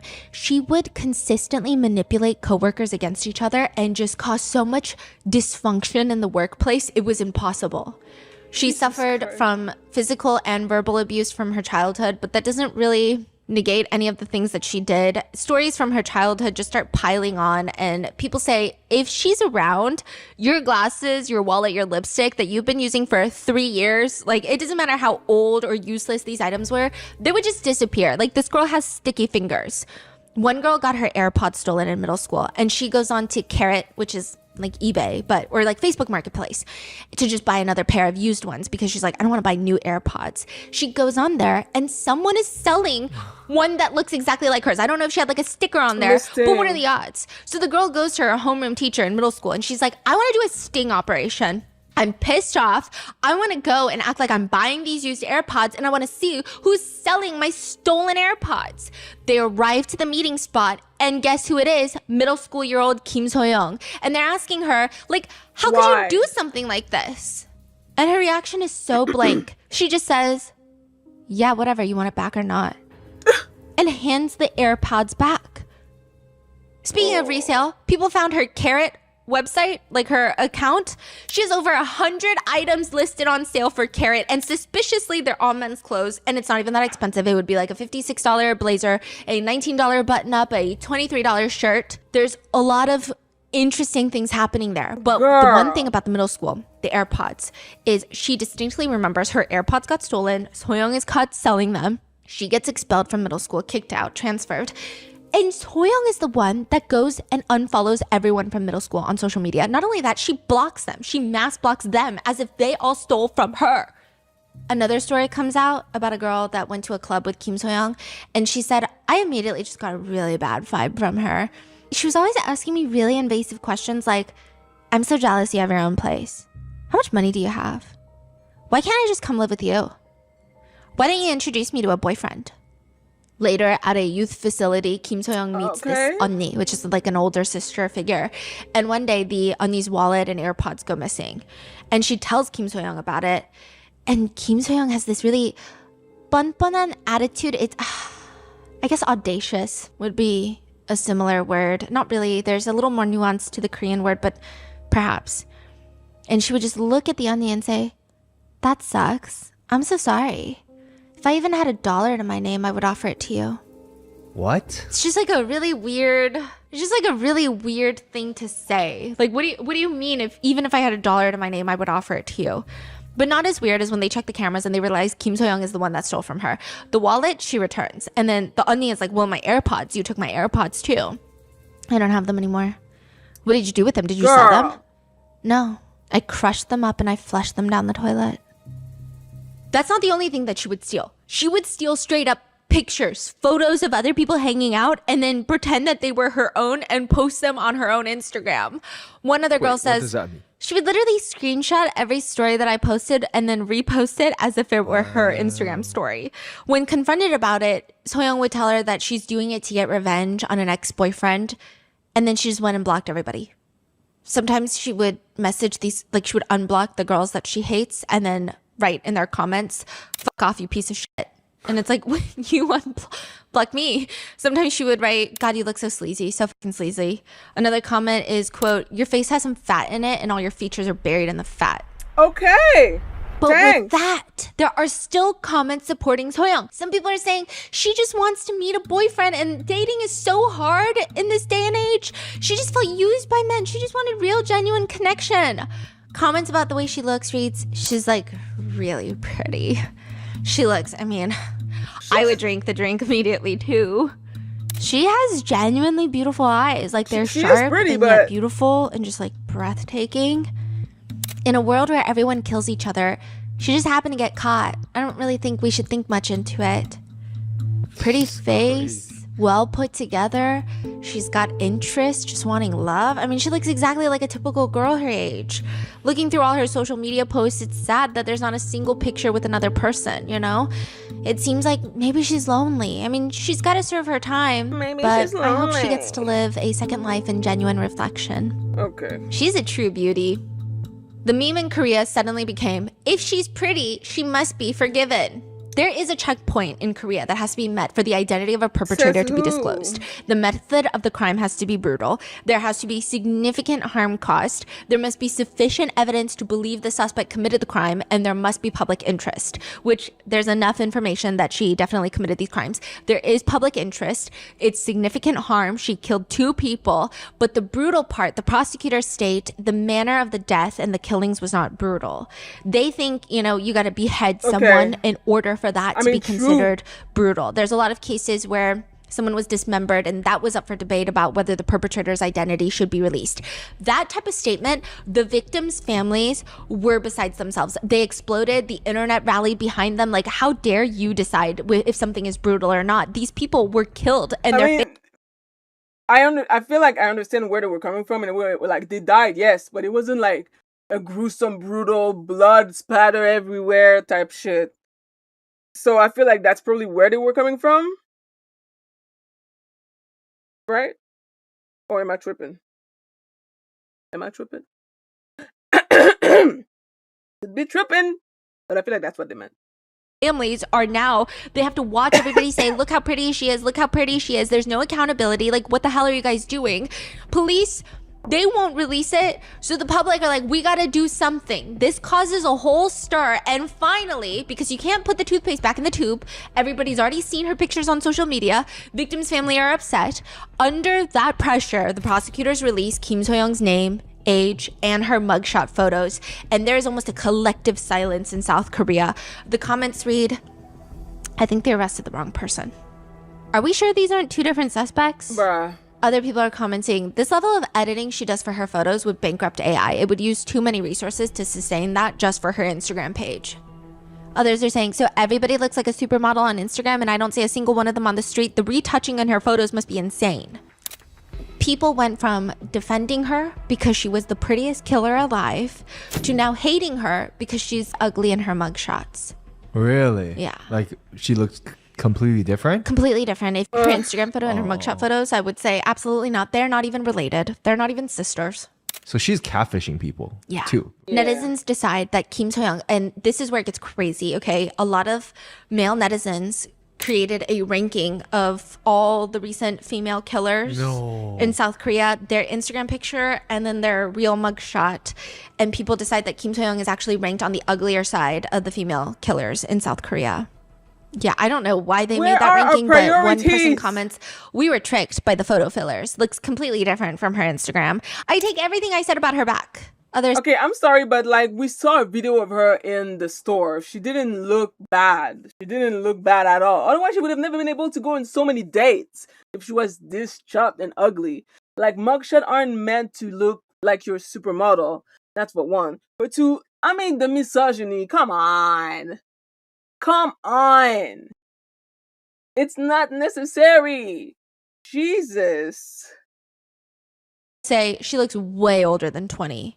Another comment reads, and this got a lot of likes, "Add some fraud charges too." And a lot of women were very upset, rightfully, and they were commenting, "Korean men cannot go a single day without rating a woman's looks." But Kim So-young is not going down without a fight. She starts releasing, and the trial is happening this month for this case in Korea. Okay. She starts releasing letters in prison to journalists, begging journalists to air her words. A lot of people believe that she's manipulative and she's writing some crazy things. Every single letter reminds me of that very narcissistic person that you probably have encountered in your life at some point or another. You tell them, hey, narcissistic person, I didn't really enjoy it when you called me really ugly and disgusting to look at and then punched me in the face and then tried to ruin my life. So like, maybe you can not do that ever again. And they go, oh, sorry, I'll just go kill myself. And you're like, okay, well, that's not what I said at all, is that? All of her letters are written like this. This is direct quotes. I should have died just when my dad was beating me. I should have just died then. I should have self-exited. Even when I took those online depression tests, it put me at the death stage, the most severe level. Why did I call my mom asking help for surviving? When I fell into the ocean as a kid, I should have just drowned. I should have just disappeared where nobody could have ever found me. Even then, my mom pulled me out of the water thinking that I was going to drown deep and submerged like that, but I survived. When I choked on that piece of candy as a kid and couldn't breathe, I should have just died.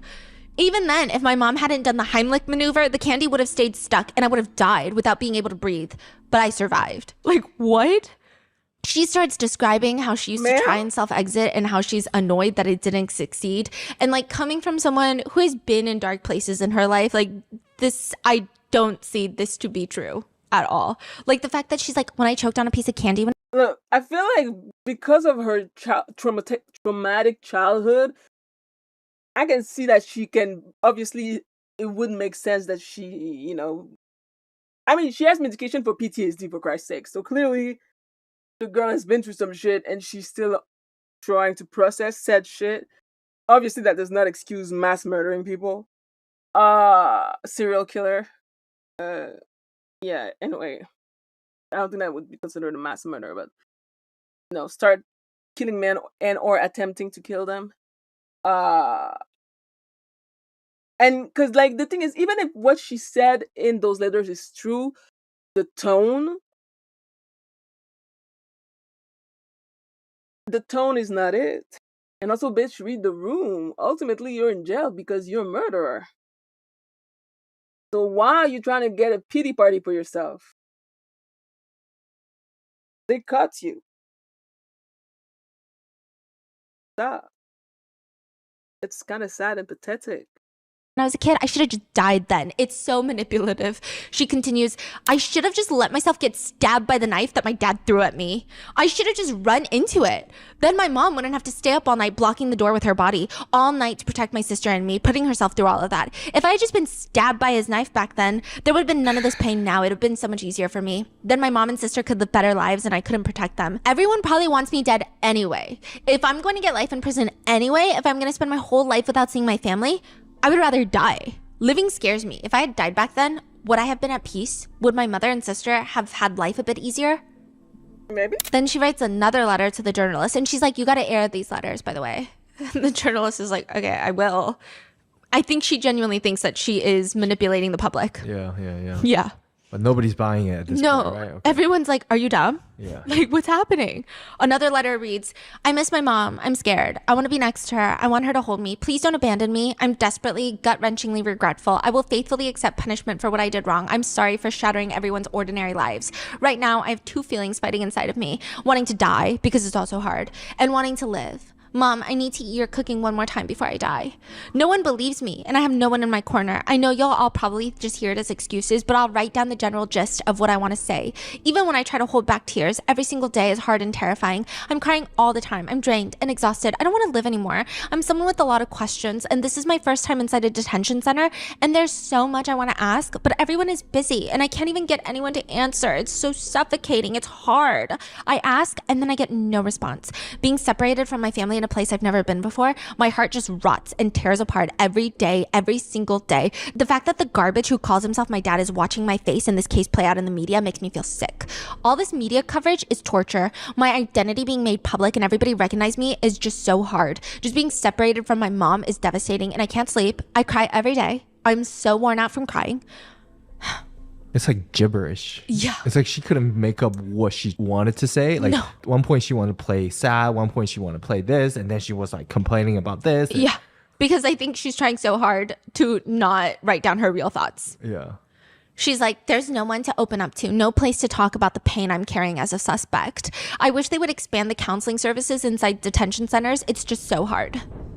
Then she writes, the journalist is like, okay, enough. Like, enough about this. I'm not going to air any more letters like this. Can you tell me why you did what you did? Like, just tell me that. And she writes, I'm not denying that I didn't give him the drugs, but I want to properly explain why I did it. Because I was scared of being essayed. No one ever listens to my side and it's so hard. I never thought and wanted to kill someone. I was just so scared that they would essay me and keep me there and not let me go. And in a moment of poor judgment, I mixed the drug into a hangover drink, gave it to them, put them to sleep. I was so traumatized and scared. I just wanted them to fall asleep so I could leave. And then once they were snoring, I would just leave. I had absolutely no idea that they would die. I had no plan. I had no intention to kill. I brought these hangover drinks with me to protect myself just in case. I had absolutely no idea that it would end up killing someone. I just wish that I had ended up as nothing more than a victim. Then none of this would have blown up like this. Like, no one would be suffering like this. I'm so sorry for the victims and their families and to my own family. I was so scared and terrified. I should have just been the victim and nothing more. She's like, I should have just been essayed by them. Which, by the way, none of these men, and I am the last person to like root for men and going on dates with people that you've never met before. Like, trust me, none of these men were trying to essay her, evidenced by the text messages. She is the one begging them to get a motel room because the restaurant that she wants to try is delivery only. It's not like she goes on a date and they spend all this money and then they're like, let's go to a motel. So premeditated. Yes. Try to kill them in a motel room. Premeditated. She's always asking for a motel. Always. She's the one that brings it up repeatedly. And it's not this spur of the moment where she carries her sleeping pills with her because that's her prescription medication. She grinds them up, puts them in the hangover drink. And not only that, you know how they're in one of the motel rooms, there's a hangover drink on the side. That gets tested. It comes back clean. No drugs. She carries multiple bottles, one with drugs and one that's clean. She pours out the clean one and leaves it so that when police test it later, it comes back clean. Whoa. And you're telling me there's no premeditation? She's writing in her journal the dosage didn't knock him out. It was only a nuisance because he kept waking up. But do we know her motive? Is it money? Is it money? It's pretty much money. Yeah, right? Money and free food. Yeah. The reporter sends her another letter asking, what thoughts take up most of your time inside prison? Like, how has your outlook on life changed since the incident? And she rambles briefly about her sister and mom before responding, why are so many strangers sending me letters? Honestly, these people are really weird. Why has my life been so rough? You know, I think about that. If I could turn back time, I would. Does everyone want me dead? Can I survive inside of here? I'm just so exhausted. When I was little, if I had just let my dad stab me with that knife, none of this would have happened. No one would be suffering. Media coverage is truly terrifying. Like, I get it now why people would self-exit from it. Nobody's on my side. Nobody's going to help me. Am I a psychopath? Yes. I'm going to die in here without seeing my family. Why is my mom not visiting? This is so hard. No, why did I do that? I'm scared. I miss my mom. She continues to rant. Mental health treatment for suspects needs to be expanded. Counseling inside detention centers should be available all the time, as often as needed. Please listen to what suspects have to say. The media reports so much without actually knowing the facts. I think that kind of reporting can kill people, can kill suspects. Okay. What the? Yeah, I don't know what to say even. The top comments about her strange letters read, she seems like she has very low IQ based on how she writes. And it looks like she also has some sort of victim complex too. Gonna have a rough time in that prison, that one. Another one reads, she'll probably try the same routine in prison, playing the victim, crying poor me, you know, trying to turn people against each other, and she'll get dealt with accordingly. Another reads, hey, if there's one person out there reading this letter thinking, wait, could she be telling the truth? You gotta be careful because people like her, everything that comes out of her mouth is a lie except when she's breathing. Some people are defending her writing, saying she didn't want to get assaulted. She just wanted to hang out, put them to sleep and leave. That doesn't qualify as premeditated murder. Maybe she's just dumb and didn't realize 50 pills was gonna kill them. They wrote 50 pills? Yeah. 50 pills. That's clearly sarcasm. Okay. But that is also not applicable because there are other ChatGPT questions that she had asked where she writes, what happens when you take sleeping pills and drink alcohol at the same time? If someone takes a lot of sleeping pills, will they die?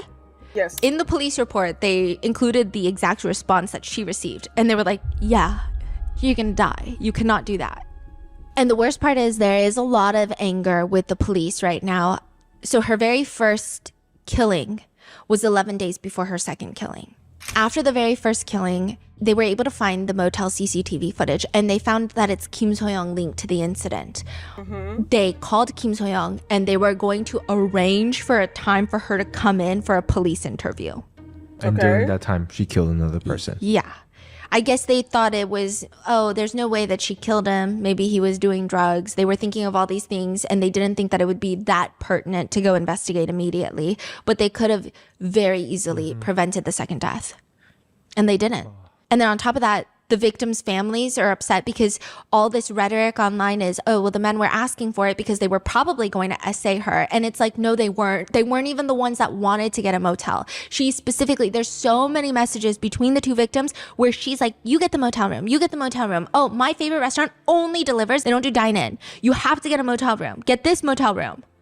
A lot of people are confused about the motive. I think the motive is money, but it's a small amount of money and food that it's puzzling to people. But experts say that she treated victims like a test subject. They're not human beings to her. They're just objects, and she controls them, studies them, experiments, and then just discards at her own will. That's it. She's going to be on trial for 2 counts of murder, aggravated assault, and violation of the Narcotics Control Act.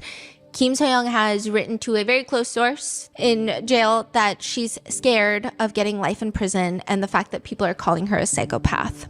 Psychopath, huh? Yeah, and then she told this insider that she's really upset about the food in prison. She says sometimes I eat it, sometimes I don't, because it's not very good. Of course she is. Interesting. The food obsession. And that is where we are with this case. One netizen comment reads, the fact that she killed people over a few chicken dinners, not even millions of dollars, is disturbing. Other people are saying she killed them so she could eat fried chicken by herself. I'm so confused what this world is turning into. So with that, what are your thoughts on this case? Let me know in the comments, and I'll see you in the next one. Stay safe. Ridiculous. Absolutely ridiculous.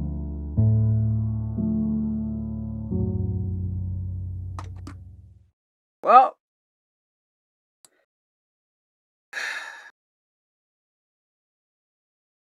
I hope that the family who suffered through her being a psycho will get justice.